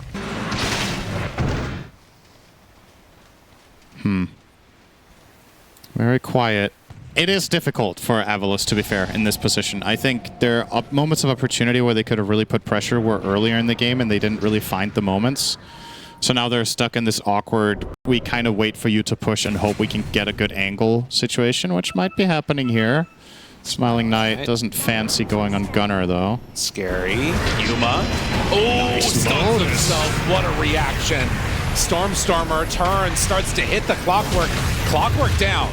They do lose Seneko for it, though. Now the rest of AVULUS backs out. Disarmed, Gunner. Moves on in, can take the gem, gets hit for a moment. Another round of Lotus copy. The AoE Shrink Ray doing some pretty good work there as Smiley Knight is just completely getting torn apart. They cannot get on top of this Tinker, and now you're in a world of hurt. Lotus jumps in, maybe a bit of an overplay though there. Gunner trying to help out as well. And now with Copy showing up, it should be a couple more hits. Zipping the tiny Beastmaster doesn't have anywhere left to go. He's so cute, and then he's dead. Brah. Yuma starts to hit the tier 4 towers. What an insanely clutch sequence from Gunner, by the way. The Lotus onto Yuma as he's getting Dragon-tailed, and then later he Lotused himself for another Dragon-tail. Those Lotuses, super big in these situations. No DK 450. I guess clocked it the second one. Broken, hits come in, and there's the hook shot from Lelis, pushing them back into the fountain. Wait a minute now, Lelis dieback. Roar onto Zibe, the hits keep on coming, but GG is called. Have nothing left in the tank. Nouns force us to another game number 3. Thank you so much, Cheever. We're into this one, and we're gonna see the crazy. I don't know where you got that sound effect from. It's a true mystery. Okay, I mean, I can't wait for them to cast Black Hole now. No, I'm just looking forward to that. Can we just skip past level 5 already? Can we just go to the mid game? They're at the event horizon, by the way. Unit 600 radius moving away from Enigma have move speed penalty. Look at that one. Kind of cool. Do you like it? Does anyone ever take that one? I don't think so. Actually, I want to take that back. I think I have seen it taken a little bit, but generally it's the other one where you spawn Eidolons when you take damage. Oh, okay. But yeah, this one is, I mean, it's interesting in some certain situations. If you're the one aggressing, if you're chasing them, it's easier for you to stick your Eidolons on them because they're slow and running away. So Neko, running into Fly. Okay, that's a very early double blood grenade. And his creep is dead too. Oh, Fly, say it ain't so. And now they're, wait, do they get to farm that? Probably not. That's a very tanky Eidolon. Yeah. Well, first blood gained, and we're going to see a little bit of a different matchup this time. Puck have not got to see a ton of this hero throughout this entire day, but going up against Monkey King. In theory, should be a relatively good lane for the Puck, I would think, when you get a couple levels. If you're clutch with Monkey and you dodge orbs with Mischief rather consistently, I guess you can hold your own, but I would think Puck with a couple of levels will start being somewhat tricky for Copy here. Aside from that, position for Enigma, carry, Brood. There's a lot of different things coming out here from AVULUS. They're really going for some of their more special stuff. Oh, yeah. Can't say I love it personally. I feel like it's, based on how this series has gone so far, unless Eki gets like really farmed on the Enigma, I'm just not a believer that AVULUS will play this game very fast. And by extension, is it really a good carry Brood game then when your core matchups are Monkey King and Sven? I feel like those are two of the rougher ones. You can't really fight very easily into Wukong's command. Sven becomes overwhelming in single target damage. The lane itself against Hoodwink and Centaur, I would also very much favor the Nouns side in. Right. So I do favor them quite a bit, and it really comes down to whether AVULUS can get some sort of snowball rolling. And yeah, once again, not too inspired thinking that way based on the previous 2 games, so we'll see. So far, so good for the side of Nouns in the lanes. Been watching Fly down here try and deal with these Eidolons, and taking one over has tended to work, and then he can just farm up the other one. So not being able to really play for the split in this lane, it seems, although they have been able to get a couple of denies here and there onto the Pango. It's actually kind of crazy that Fly can take one Eidolon, and the one he takes is stronger than the 2 of Eki remaining combined. Yeah. Because his has 450 health, which is the health minimum of his creeps is 400 plus 50 times his level. So now it should be 500 even. And the Eidolons have like 200 HP. So yeah, very strong. And Eki can't really not play with Eidolons. Then the hero is just walking around, right-clicking and casting an occasional Malefice. It sounds pretty damn weak. Well, we'll see. I do kind of wonder if at some point Eki might just back out and like go and farm, and then Fly might back out and go and farm. I could see a world where that maybe happens. That's this world. Okay. That's every game we've had so far in the series. There's going to be creeps dying. It's not their fault. Okay. The creeps, that is. They're just on the map. Right, yes. Thought you were talking about the players for a second. I mean, they have full agency in this regard. Wow, look at this laning stage, though. Yep. Cindy, they are having some trouble here for Stormstormer. Copy doing a good job of dodging these orbs. Yeah, maybe my read on this mid lane is wrong, but you got to remember the puck was picked into Monkey King, right? Yeah. So Stormstormer chose this matchup, and I thought, you know, Stormstormer is a very adept puck player, but maybe he's just getting outplayed here by Copy. And it's either that or this is an expected Monkey win. Stormstormer is just, you know, struggling a little bit, but then they felt it was worth it in the big picture. I mean, I don't think. I mean, if this is how this lane goes, that's just not. It could also be that they thought that the Monkey was going to be carry or something, and then they swapped it. You know, there's a lot of potential options. It did see Stormstormer talking a lot right after the pick happened, where they ended up taking the Sven. But at the same time, if you think the Monkey King is carry, but you have no confirmation, right? Then, you know, Copy plays this. Yes. So, I don't know. Gonna be fine as two heroes get hit by the bushwhack, and Eki making the rotation but not finding pay dirt, and Gunner giving a rare tip. Yeah, that's not a great rotation either, because as you were talking about, now Chen can happily just farm for a little bit. It's not like Sven is going to struggle 1v1 against the Pango. So Eki with that failed rotation kind of has to just gate back bottom, waste a TP, waste a lot of mana. And, well... Okay, Nouns with a very good start to a game that I would agree with. I believe it was mainly T talking about it on the panel. He feels like AVULUS need to be the ones running the show early on. And I can already say now that that seems quite unlikely. When Puck has this atrocious of a beginning to the game, Monkey King, we've seen how he can just take over the laning stage, jumping from lane to lane. Gunner will probably be eaten alive here by the Brood. And Smiling Knight giving the tip back now. All right, things getting a little bit frisky here as we get into the late evening. Okay. Let's see if there's some extracurricular activities going on with some of these tips here. Copy level 6, Lelis passing through, wanting to secure the rune. Yep. Another dodge there of the storm. I don't know if Fly backing away, summons his creep, runs it away, and should be okay. I don't know how much damage he's done with Orb to Monkey, but I feel like it's been very little.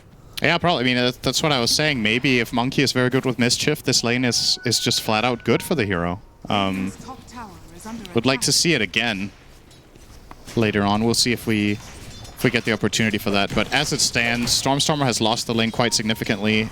Copy's almost level 7, Stormstormer's level 5.5, and that means that Monkey King can do stuff like this. Eki in trouble. Free kill. They get the body block off, and that ensures that they can find this one. Now Seneko in no man's land gets caught here.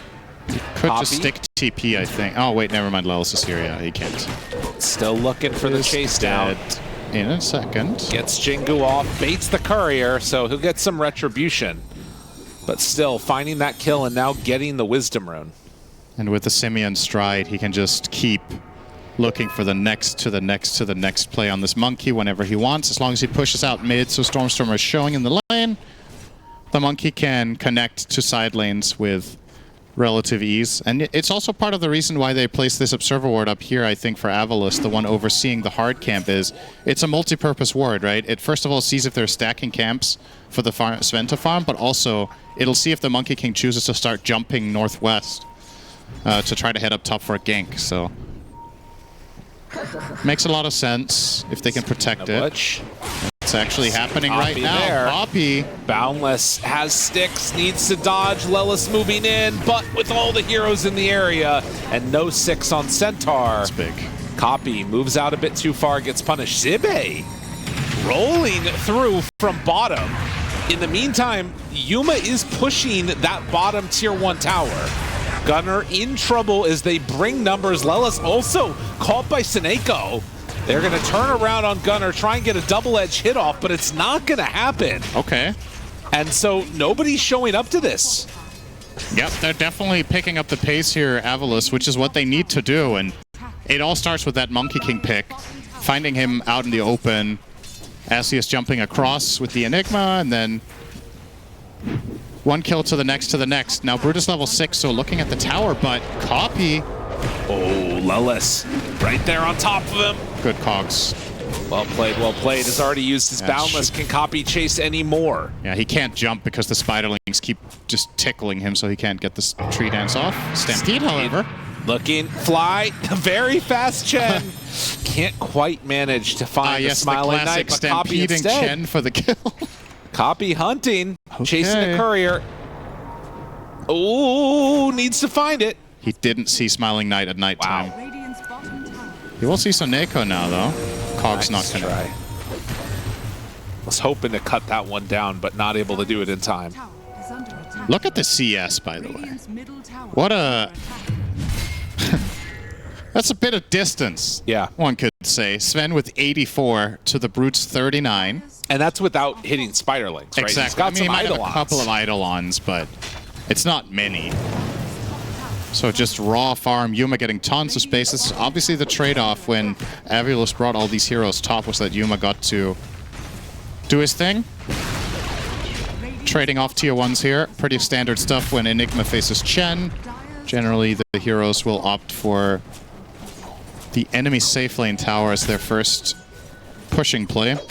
Carry Brood appears to be going in for an Orchid, and as they rotate in the Enigma, they are not quite in the area here. They do have level 6 on Eki. Just securing this rune, bringing 4 heroes mid to secure the rune. Look at Eki's quick buy. Boots blink. That's kind of cool. That is not what Enigmas usually go nowadays, but obviously high impact plays are made with this item if you find the right angle. It's not the easiest team to run it against, though. Yuma scan connects, realizes the danger, will back all the way to the tier 2 tower here, depending upon his team to come and save him if things go awry. At least at this point, it's a slight lead for Nouns. The main difference at this point being that Sven's farm compared to the Brood. Yeah, and it shouldn't be understated how important that is, because again, hero-to-hero matchups. If Sven and Monkey King are having a pretty good game, I'm a little bit worried for the potential impact of Smiling Knight later down the line, even if you get very farmed on Brood. This hero generally wins fights one of 2 ways. Hang on, let's see if Gunner can get out of this situation. He can, there's no hookshot. So Stormstormer will jump away here. Nice try with the Ripper pull into the Centaur Conqueror Stomp, but Stormstormer avoids it. So Brood generally wins fights one of 2 ways. One of them, we cast a game earlier in the tournament where I believe it was Navi that won it with mid 1 playing Brood. A lot of like weaving in and out with Orchid, poking and prodding, killing a support, playing around the trees, you know, step-by-step dismantling the fight. And the other one is Brutus just overwhelming, runs in a web, pops BKB, and just eats the carry. The second version is not happening this game, most likely. Jumps in. This is not even close to a kill. Yeah. Zibe can't jump anymore. He lost too much health, but doesn't matter. Gunner eyeing up all of these spiders that are here. Obviously, they can't do a ton to him with that Blade Mail and Retaliate up at 4 points, but he can't do much to them either. Oh, interesting to see the triple Bracer as well. This would have been a great value proposition in the last patch, but in this one, he's eventually going to have to sell them, and each bracer you sell is like a 250 gold loss, right? So he needs to really feel like these braces are paying off now to make this a worthwhile investment. I can get the first two. The third one is just a little bit unusual. Yeah. I mean, the horsepower talent is always pretty nice. And getting that extra a little bit. You could make the case for, is the third bracer really better than a chainmail? Right. For example. It's like comparable pricing, but the armor, when your health pool gets big enough, the armor starts being extremely valuable for the EHP. Yeah, don't know. Maybe he likes the extra health regen, and maybe he misclicked and bought an extra one. It's like, well, maybe. No return policy, might as well keep it. Well, Eki is going to get his Blink Dagger before Gunnar does. Okay, this one is really interesting to watch now, because, like, okay, what's the plan with this? Are you looking for a fight? Well, immediately with the Blink, or Seneko, hook shots in. Eki hangs out to the side. Does have Black Hole at the ready. Blink forward can't be there. Lelis breaking the Blink for the moment. Gunnar still living. Stormstormer jumps in. That bracer doing work, but not enough to keep him alive. Fly now being hit. Copy living. Seneko gets hit by the stun, but Copy, oh, what a great freaking jump, and Eki Black Hole's nothing. Absolutely nothing. Copy, 20 stick charges, pops it, stays alive. Oh, okay. That's unfortunate. All right. Just out of range. All right, so far. Yes. Blink was not worth it. Yes. It happens. Sometimes you miss. He had a clutch play in the fight at the same time. He almost died to the Chen creeps behind the fight as he got hit by a sharpshooter, but he was able to smoke on like 5% health and then salve up so he could reinitiate, and Black Hole nothing. But it was a good thought. Yes. And as I have come to learn about you, you really value a good thought. The positive outlook on everything. The good thought is halfway there. Yeah, that's true. Yeah. I mean, if you have enough good thoughts, you can do anything in this world. That's just not true. Fly taking some damage now. And will eventually go down. There's a Quelling Blade dropped. Interesting. Yeah, I mean, you could say it like that. The other thing was that a smoke ended up getting used there. Wow, 10 camps stacked. Oh, Lelis is huge. Oh, he's going to get like a whole nother level off of this one. Love to see that. Level 8 on Lelis. Yep. My goodness. I mean, the Sven is starting to pull ahead by a lot. I know the Brute is keeping up quite well. Brute is a very fast farmer when played as a carry. But it feels like the combination of the Sven and Monkey King being where they're at, Brute kind of needs to... He really needs to focus on farming a lot. These pushing plays that he's a part of it with the spiders, that's fine, but he has to get back to the jungle and has to keep that curve going. Otherwise, he gets overwhelmed. When Sven gets one full item ahead against you, it's a problem. Unless he can rely on, you know, a Black Hole to protect him. Right. I mean, so far, might not feel too confident in that, but Eki will get it together. I mean, here's the thing. That fight went, like, almost okay, and they didn't hit anybody with the Black Hole. When they hit people, it's going to be amazing. Yep. Stun. Seneko. Do they have enough? Oh, running. But not enough. They wanted it. My God, man. The fight went almost okay. It was almost okay. Expectations are sky high. My goodness. Stormstormer? Oh, went straight into them. Yeah. Okay. They got it. They got him, all right. Zibe. Running away. He just did not respect the counterplay potential of the Centaur Blink there, and Eki also didn't have Black Hole yet. It was 15-second cooldown. So despite the Sven and the Centaur stacking on top of each other, the play didn't exist for Eki to bail him out. Eki going BKB next. So the classic, the old school Enigma build. Oh, I like it. Brown Boots Blink BKB on position 4. Very, very unusual. Very high risk, too, because it does mean that effectively AVULUS are playing. Oh, he got that one. Yep. Big play as they will kill off Yuma. Very, very big. They're playing without auras. Yeah. And that's pretty unusual. Boundless. Copy doesn't want any of that mess. Jumps away. And will find Gunner and bring down the Centaur. Okay. Just 3 kills back to back, no problem. AVULUS equalize the game again. So, but yeah, that's the trade-off, right? If you're playing Enigma like this and you have no auras in your team, usually Enigma is the one who will buy them. The trade-off here is you should be weaker in the coming 10 minutes than you would be if Enigma had, say, drums, mech, or drums, pipe, or whatever. Look at this. Which is usually what offlane Enigma does. Oh, that's a nice replay right there. But if you can get past this gap and then suddenly have a reliable BKB Black Hole for the Sven later, that's huge, because Nouns have no reliable BKB counter. They can't stun the Enigma in BKB Black Hole, so once Eki gets there, he can just wait the fight out. Just stay far back, wait for the Monkey King or the Sven to go in, pop your stuff, and go in. Yeah. Now he has a Philosopher's Stone, which will make it even easier to reach that, and they're also going for the Roche. So yeah, as much as I was a little bit worried for the Brood, I genuinely think the Enigma could just cover the bases here in its ability to shut down these melee cores that Nouns are running 3 of. They're smoking up. It feels like they know this is happening, but they're going to be too late. The Roche will already be dead when they arrive. There is They gotta one fight counter to the black hole that they have, which is that it's a long cooldown, and now they jump in and stun. Find Snako, Smiling Knight. Try to hide away. They get him with the bushwhack. Snako will hook shot to get out. Smiling Knight goes through the gate. Realizes he doesn't want to. And okay. I believe he is dead now. It's fine.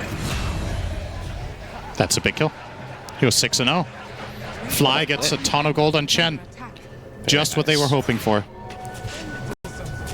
Yeah, you can get a bunch of good auras. And yeah, now you've got the Roche, but you didn't use the Aegis for anything, so it wasn't really worth much. And they got cut off afterwards. Let's see what Chen wants to invest into here. So he's got the Solar Crest. Could just be Greaves. Let's see. Suppose it's a decent game for Vlad's. Honestly, I wouldn't hate like another Lotus or something too. Like Yeah. being able to take off the Spirit Vessel and then you can pop Hand of God. Kind of Yeah. nice. Is also an option. I think Fly should buy whatever he thinks is going to be the best solution to Black Hole. Okay. And I don't know exactly what the best answer is here, but that should probably be the line of thinking. You could go for a Force Staff because you're against Clockwork, but I don't think that is the brunt of the problem here that you'll face later. Right. It is, first of all, can you guys get vision and set up the fights? But that's not really about your itemization. That's just about having wards and the Monkey King giving vision. Which you can buy with money. Stampede available. Oh, no, it's not actually Hookshot. Excuse me. And Snako low gets away. They are going to Stampede. Copy finding Zibe, and Yuma jumps in, able to take down Snako. 2 kills back to back. And all it cost them is a Wisdom Rune, but that's well worth it. Getting that core, probably also opening up the mid tower here potentially. And if they get even more, that would be huge. The miss on the Bushwhack, unfortunate, but a good idea. So they will kill off that courier. Mid tower Eki setting up. Oh! It was close. Wait, what? He was trying to Malefice. It looked like he blinked Malefice and then stopped the Malefice to cast Midnight Pulse, but maybe he didn't. That was just a fast reaction as well from the Sven to get out. But yeah, Malefice opener doesn't really work anyway because Yuma will just BKB and start running with Warcry. So I think you have to... At the same time, though, you have to damage him with something, right? Otherwise, it's just going to blink when you blink in. So, yeah, just a little bit of a tricky situation. Didn't work. 2,000 gold lead, 9 to 11. Fly gave us his answer. He went mech. Okay. Like that. Let's see if he finishes the Greaves or not. Ready with this black hole. This is a really, really big moment if they find a good black hole here for AVULUS. Stampede back up in 10 seconds. Fly trying to run away. They're all hunting the Chen man. Gunner found black hole onto him. I don't know if that's going to be good enough. Work at all. No. Oh, God, no. Zibe in trouble trying to run away from Yuma, but this BKB running out soon, but they have enough to take down the Pango. They will hook shot to get away, but the pain just keeps on coming as Gunnar hunting Seneko through the trees.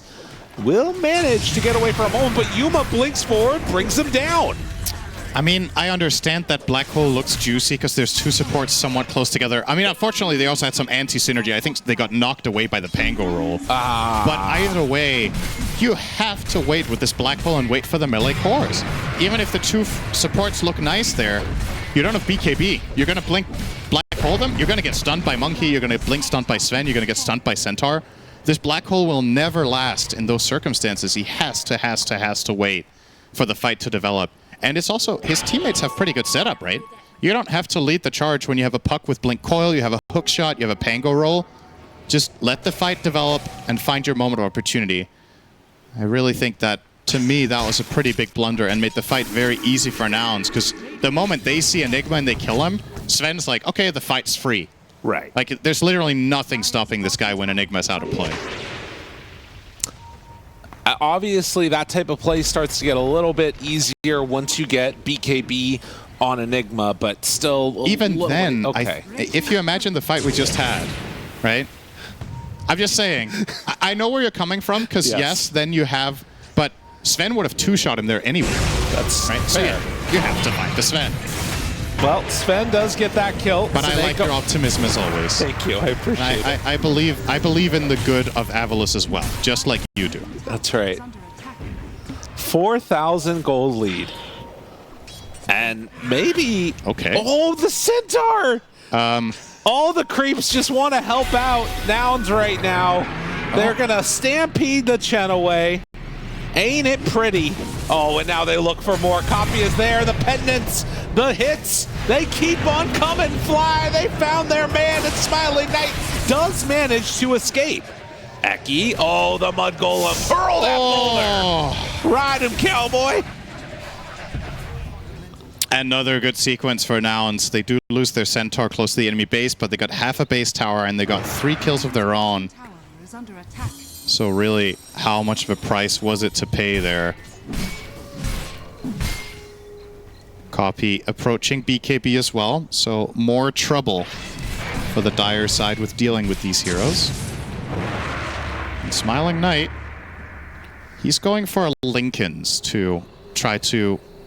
I mean, it's a feel-good item on Brood, because you're universal, but what are you trying to block? Just Sven stun? I guess? Yeah, I think so. Huh. I mean, maybe that's double edge. Maybe that's good enough. Copy on to Smiling Knight. He knows there's no BKB this time. Although they managed to find him, the sharpshooter out. Copy bit off more than he could chew. Gunnar. A little bit of an awkward situation down here. Zibe is... Well, Zibe sees the Centaur, not vice versa. It's his ward, so he will navigate the situation properly and get out. Try and cut this wave first, maybe. Could be an issue if he reveals himself here. Yeah, Zibe is just going to go for the next wave, it looks like. Maybe, maybe not. Yeah, he's going to go for that one. Very nice. Tier 1 tower, though. Yeah. Yeah, they're probably just going to concede this one. The timing you want to wait for as AVULUS now is the Enigma BKB, which is 100 gold away. Ooh. Ideally, Brood gets Lincolns as well, and now Puck also has an early Octarine. So Stormstormer went Blink, Witchblade, Octarine. So does not have a defensive item if he gets caught by a stun, so really has to rely on his instincts and fast fingers here, and good placement of his hero in general, which can always be tricky against Monkey King. You can always get caught. Yeah. But he is trusting that this is the way to go about it. Killing some spiders for Copy. Seneko back behind enemy lines. Oh, Smiling Knight finds a good angle there to wrap around them. Manages to get away. Yuma popping God Strength now. Next tower to take here. And AVULUS are not ready to fight despite their BKB on Enigma. Their heroes are not placed in the vicinity just yet, so they will just give this one up. Not really the most important tower anyway, so it's okay. But this feels like a game now where the way AVULUS win a fight is you bait for your Enigma. Okay. So I know he's position 4, and this sounds weird, and that's not usually how Dota is played, but Eki is, the way I see it right now, the only reliable way they kill the big boys is Midnight Pulse Black Hole. And the way you bait it, there's plenty of ways. You know, Clockwork can start something, maybe your Puck can get caught and actually allow the Enigma to come in because he's relatively tanky with the Octarine Core on Puck. Just get the fight started. They see Lelis. This is a good beginning. Nice two-man coil. Looking for more. They reveal everybody.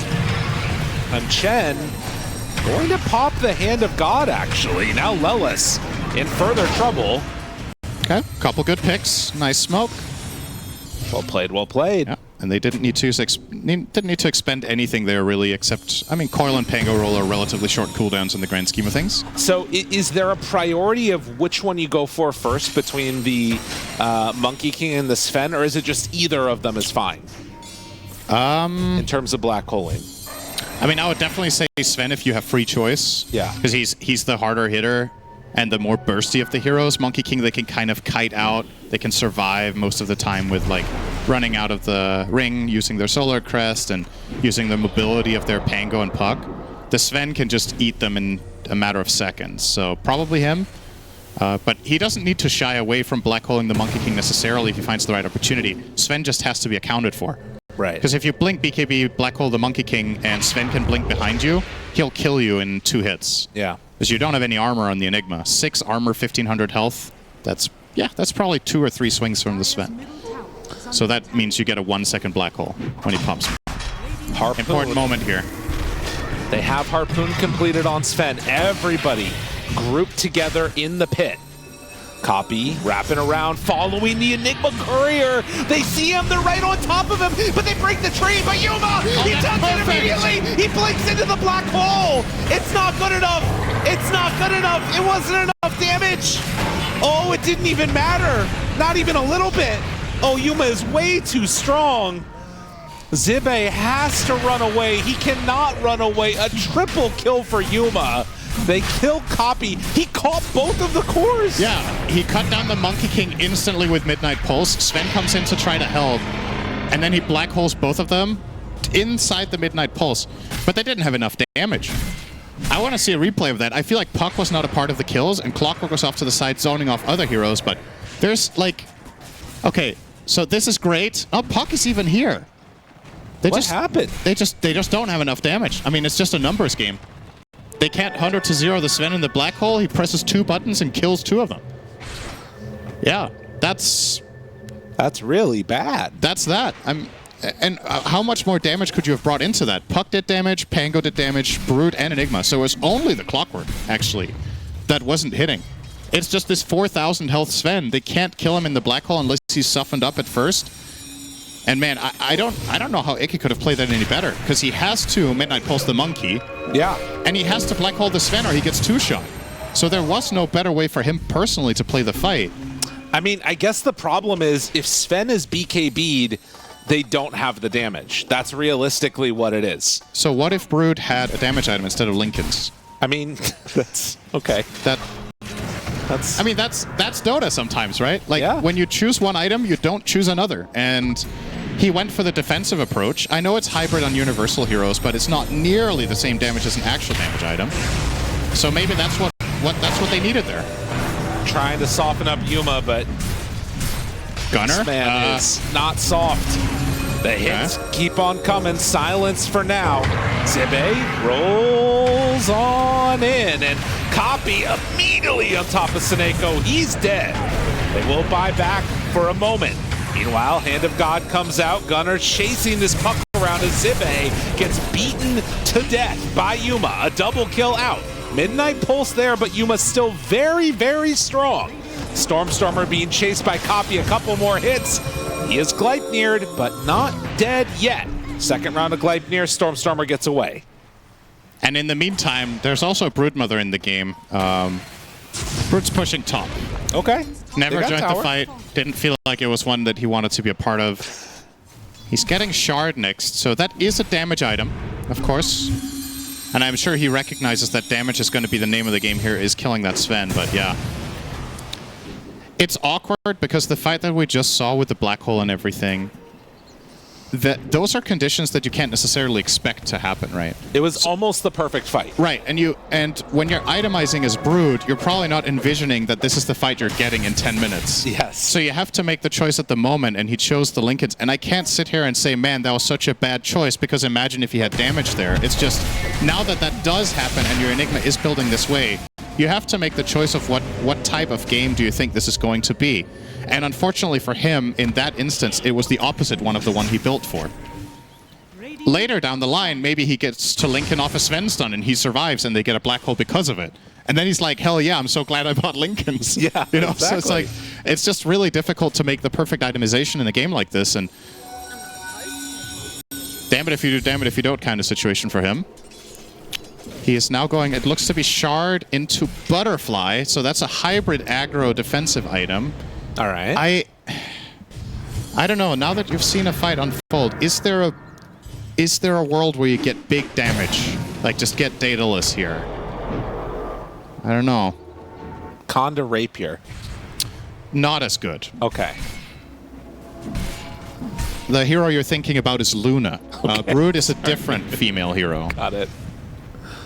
I mean, she's got the little, you know, the Spawn Spiderlings funness. I thought you were going to start comparing similarities. No, not doing that. That's not what we're doing. We're moving on now. Yuma is hitting this tower. Tier 3 starts to go down, but 50 seconds left on this Aegis. And in the meantime, Brood, Smiling Knight. Error. Oh! Nice error. Oh, black hole onto Gunner. That's not great, even if he dies, I think. I mean, Gunner might die. He will die. Gunner. Eventually. Gunner. Spirit Vessel. He will not die. Gunner living. And Yuma hit. Looking for a bit more. Doesn't even need it, though. 20 seconds until that Aegis. So Gunner living. Okay, that's Black Hole. So what are Nouns going to do now? Their Aegis is expiring, to be fair, so maybe high grounding is still a little bit dangerous, but they know for 2 minutes that there's not too much of a threat. Oh, he messed up on copy. He didn't have the alt cast on. He messed up into getting maybe a kill onto Puck.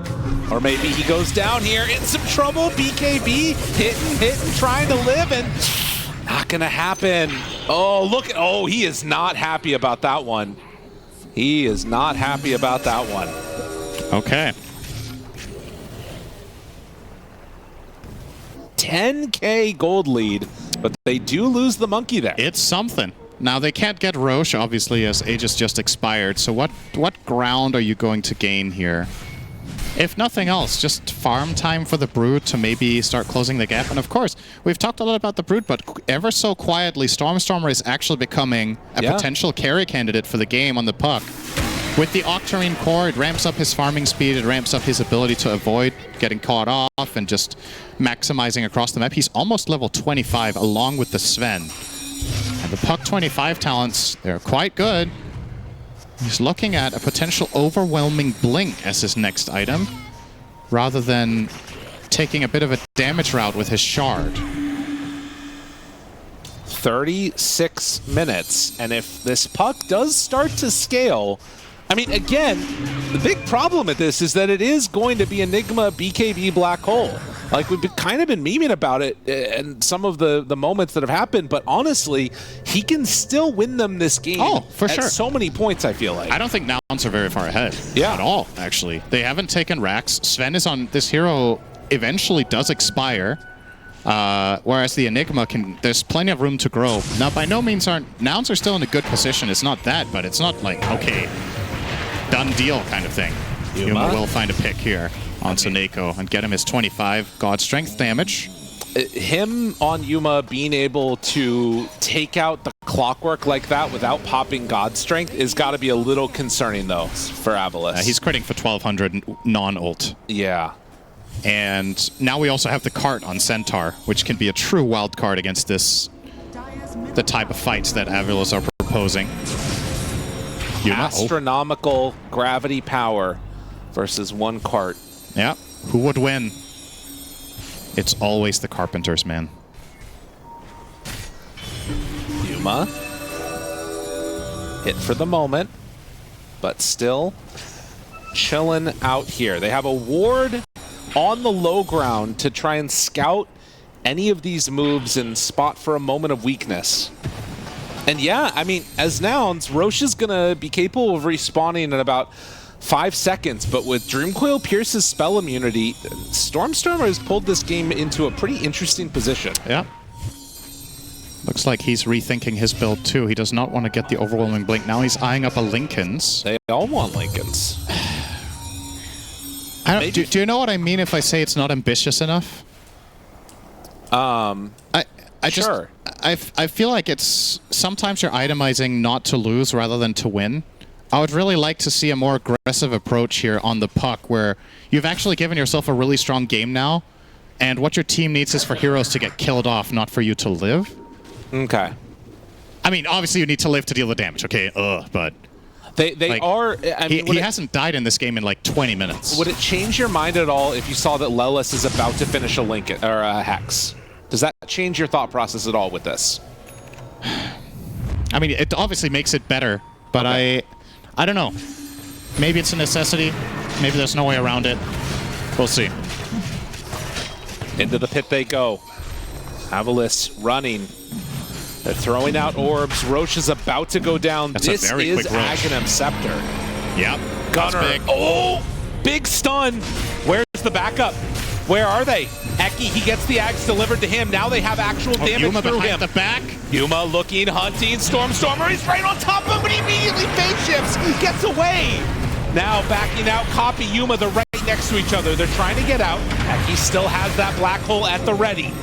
Gunner carded up, pulling them around, and it looks like it's just going to be a disengage. Yeah. I think this is 100% the right call. This arena got really awkward for Eki. He couldn't find a good black hole. Obviously, Nouns are going to do their best to not pile heroes on top of each other, and it is difficult. As soon as the fight gets scrappy and the Monkey King is playing in the trees and your puck is forced out of the fight, eventually you kind of just have to call quits. And you still maintain the Aegis and you got the Axe, so it was a very good result regardless. I thought they might be able to go in for that Broodmother there, but not going to be the case. So there's Stormstormer's Linken's. He will commit for it. I mean, I see what you're saying. With the Hex coming out on the Hoodwink, maybe this is just the safer approach. Yeah.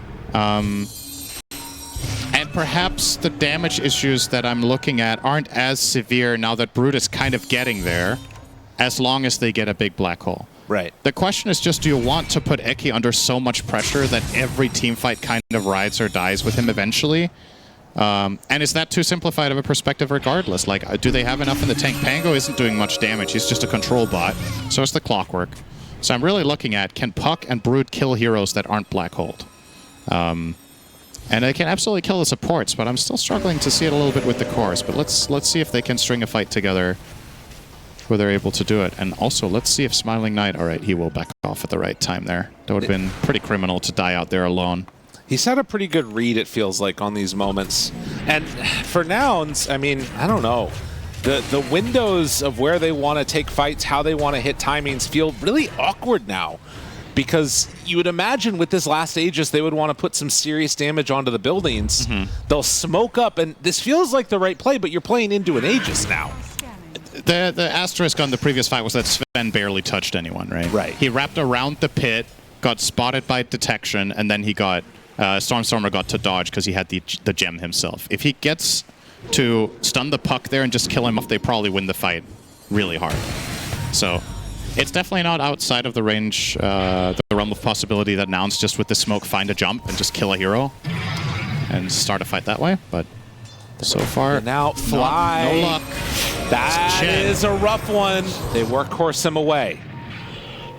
Gunner saving for now. Stormstormer, Seneko, eyeing up these heroes. And with the whole squad together, Nouns, a smoke missed, retreat back to their own high ground. Pings come out for the tier 2 tower. I mean, going up this hill, they're just going to do it. Smiling Knight steps up on top. They see a lot here. And Eki blinks forward. Lelis spots him. Hex dead. Oh, and now Gunner finds and going to pull back in the Sven. They want to go for the kill, but the heal is there, so they're fine for the moment on Lelis. Now, Stormstormer trying to get out. Copy. They got eyes on it. They hook shot forward. Looking for more. There's the stomp onto Snako.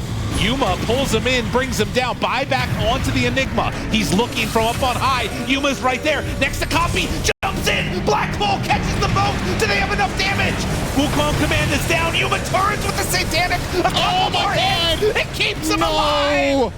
Yuma is too strong for you. Eki is going to die. That is a dieback, and now looking for more. It was so close, but in the end, they just didn't quite have the damage. Synderen, you were right about the Lincolns. Oh, no. They're just missing the last 10%, and that is a totally different story. Wow. And I think Soneko's not making it out of this either. Copy, they're stampeded. He's a goner. Okay, so first of all, this is a two-phase fight, right? Yeah. In the first one, Enigma blind blinks in and Midnight pulses in hopes to catch the Monkey King. He doesn't and just dies on the spot. So high risk, high reward play. I can admire it. It was kind of crazy, but if he gets the monkey there, that could have been huge. Doesn't happen. He dies, buys back, and then the second black hole. It looks so promising, but man, they're just missing so little damage. That's all they needed. But that's it. That's Satanic in a nutshell, man. Ultimately, they damage Sven for like 3,500. He swings 3 times, and guess what? You did 0 damage. Copy. Finds Smiling Knight. The hits, they keep on coming. Gleipnir down. That will be blocked by the Lincolns. Okay. And now, well, Gunner's going to pull him over this direction, and he's hitting in the workhorse. Jeez, he almost killed him. Okay. Dream Coil, only onto 1. That's not great. Black Hole, 60 seconds away. And Eki is quick buying up a refresher. I don't think he has the mana for it. Yeah, that is a problem. Usually when we see offlane Enigmas go this build route with the Blink BKB, they will get an Octarine in between because they need the mana pool. And obviously it's also nice to have lower cooldown on all your stuff, but... What is Black Hole Refresh? Black Hole is 1175 mana. Because it's 2 times 400 plus 375, right? BKB also costs mana now. Yeah, so... Let's do the simplified version. Let's say he wants to BKB Black Hole BKB. Or, excuse me, BKB Black Hole Refresh Black Hole. Okay. And, okay, 2 BKBs. He needs 2. Yeah? That's 100 plus 2 Black Holes, that's 900. And the Refresher, that's 1275. He has 1191. He needs a little more. And then he can't Midnight Pulse, which is mandatory, because they're not killing the Sven without the Midnight Pulse. Right. So he flat out just doesn't have enough mana, and this is with the Psychic Headband tier 3 that he has. I'm assuming his tier 4 neutral item options did not give him mana. He's running around with the token, but hasn't used it. So, I don't know, this seems a little bit dangerous. Maybe he'll buy some Knolls or something. Maybe it's enough with a couple of levels. He just got a level from the Wisdom. It's Telescope that he gets, swaps that in. Yeah, so. now he definitely doesn't have enough mana. Uh-oh. I mean, we'll see. Dire's top tower is under attack. But the math is the math. Stay in school, kids. You gotta know your numbers. Copy. Drops the Wukong. Now they jump. Seneko there. Eki Black Hole, but it's too scary to run into this one. Now they roll, jump in, Stormstormer, good damage out, oh but my God, he almost died to the ring. He's died to it. Not only that, but the retaliate. I mean, it's a lot. Okay. I need a phase shift to stay alive. Force Staff keeps Yuma okay for now. Hits a creep, backs away. Ooh! Ooh, that was close. Stormstormer living on a prayer and dying in a nightmare. Eki, BKB. Oh, they force his BKB. That's so big. Oh, man. Even with a puck buyback now, just somebody with a stun needs to not get caught in the black hole, and Eki can't commit it. 85 seconds. Gunner, not afraid of anything. Eki, he can't BKB black hole. He can't do it. Gunner's trying to back away. The force staff gets him out for the moment. A bash onto Yuma, just tickling the Sven. They do not have Missed what it takes at this point. Fly off to the side, sharpshooter out. And BKB back up in 50 seconds.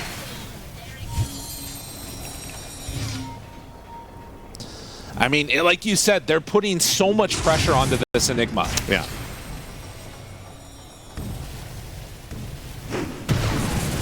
Living or dying at this point by it. And one racks down. Can they take more? I mean, Smiling Knight, that insatiable hunger bat is no joke on level 25. That's true. I mean, he does deal pretty significant damage now, but he still doesn't have a crit. Right. And he's not buying one. He's buying Abyssal next. So still room to grow for him. What's left for the Sven to get? Moonshard or Ags, I suppose. He's pretty much maxed out. He gave up his boots. Superman status? Yeah, I don't think there's a point in buying the Ags. It's probably just better to buy the Moonshard here. But we'll see what he chooses. Well, we're saving for buyback for now, of course. A minute away from Roche.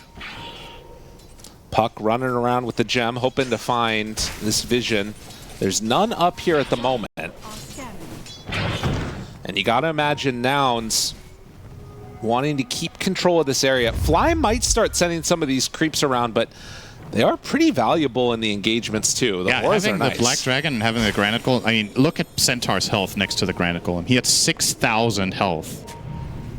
That's pretty insane. The extra percentage there from the Granite Golem is pretty massive. Dire's bottom barracks are under attack. Yeah. The base is starting to fall on the Dire side. Eventually they're going to have to defend with something, or they're going to lose their melee Rex bot. There's a lot of super range creeps pushing. The rocket flares will help. It. Yeah. Stormstormer, Gunner, face checks the hill, immediately breaks smoke, and TP's out to bottom. Oh, they're going to try and catch him there first. They're on the other side. Copy jumps in. He's right on top of him, and now going boundless strike out, but not chasing. Weird, very weird. Yuma finds one, hits Smiling Knight, has to back away, but now they've used God Strength. Roche goes through, Eki finding the Monkey King, pops the BKB black hole, but immediately he gets pulled out! Oh no! One strong Centaur with the cart, and all your gravitational flow is over. Smiling Knight pulled back in, a couple crit, he's gone. That is unfortunate. The less structured the fight is, the harder it is for AVULUS. The moment things get chaotic and heroes start spreading out in all sorts of formation, it is so difficult for them to find what they need. Rapier on Monkey King. And they're trying to end this game right now, it seems. Okay. As they will hit buildings. Copy.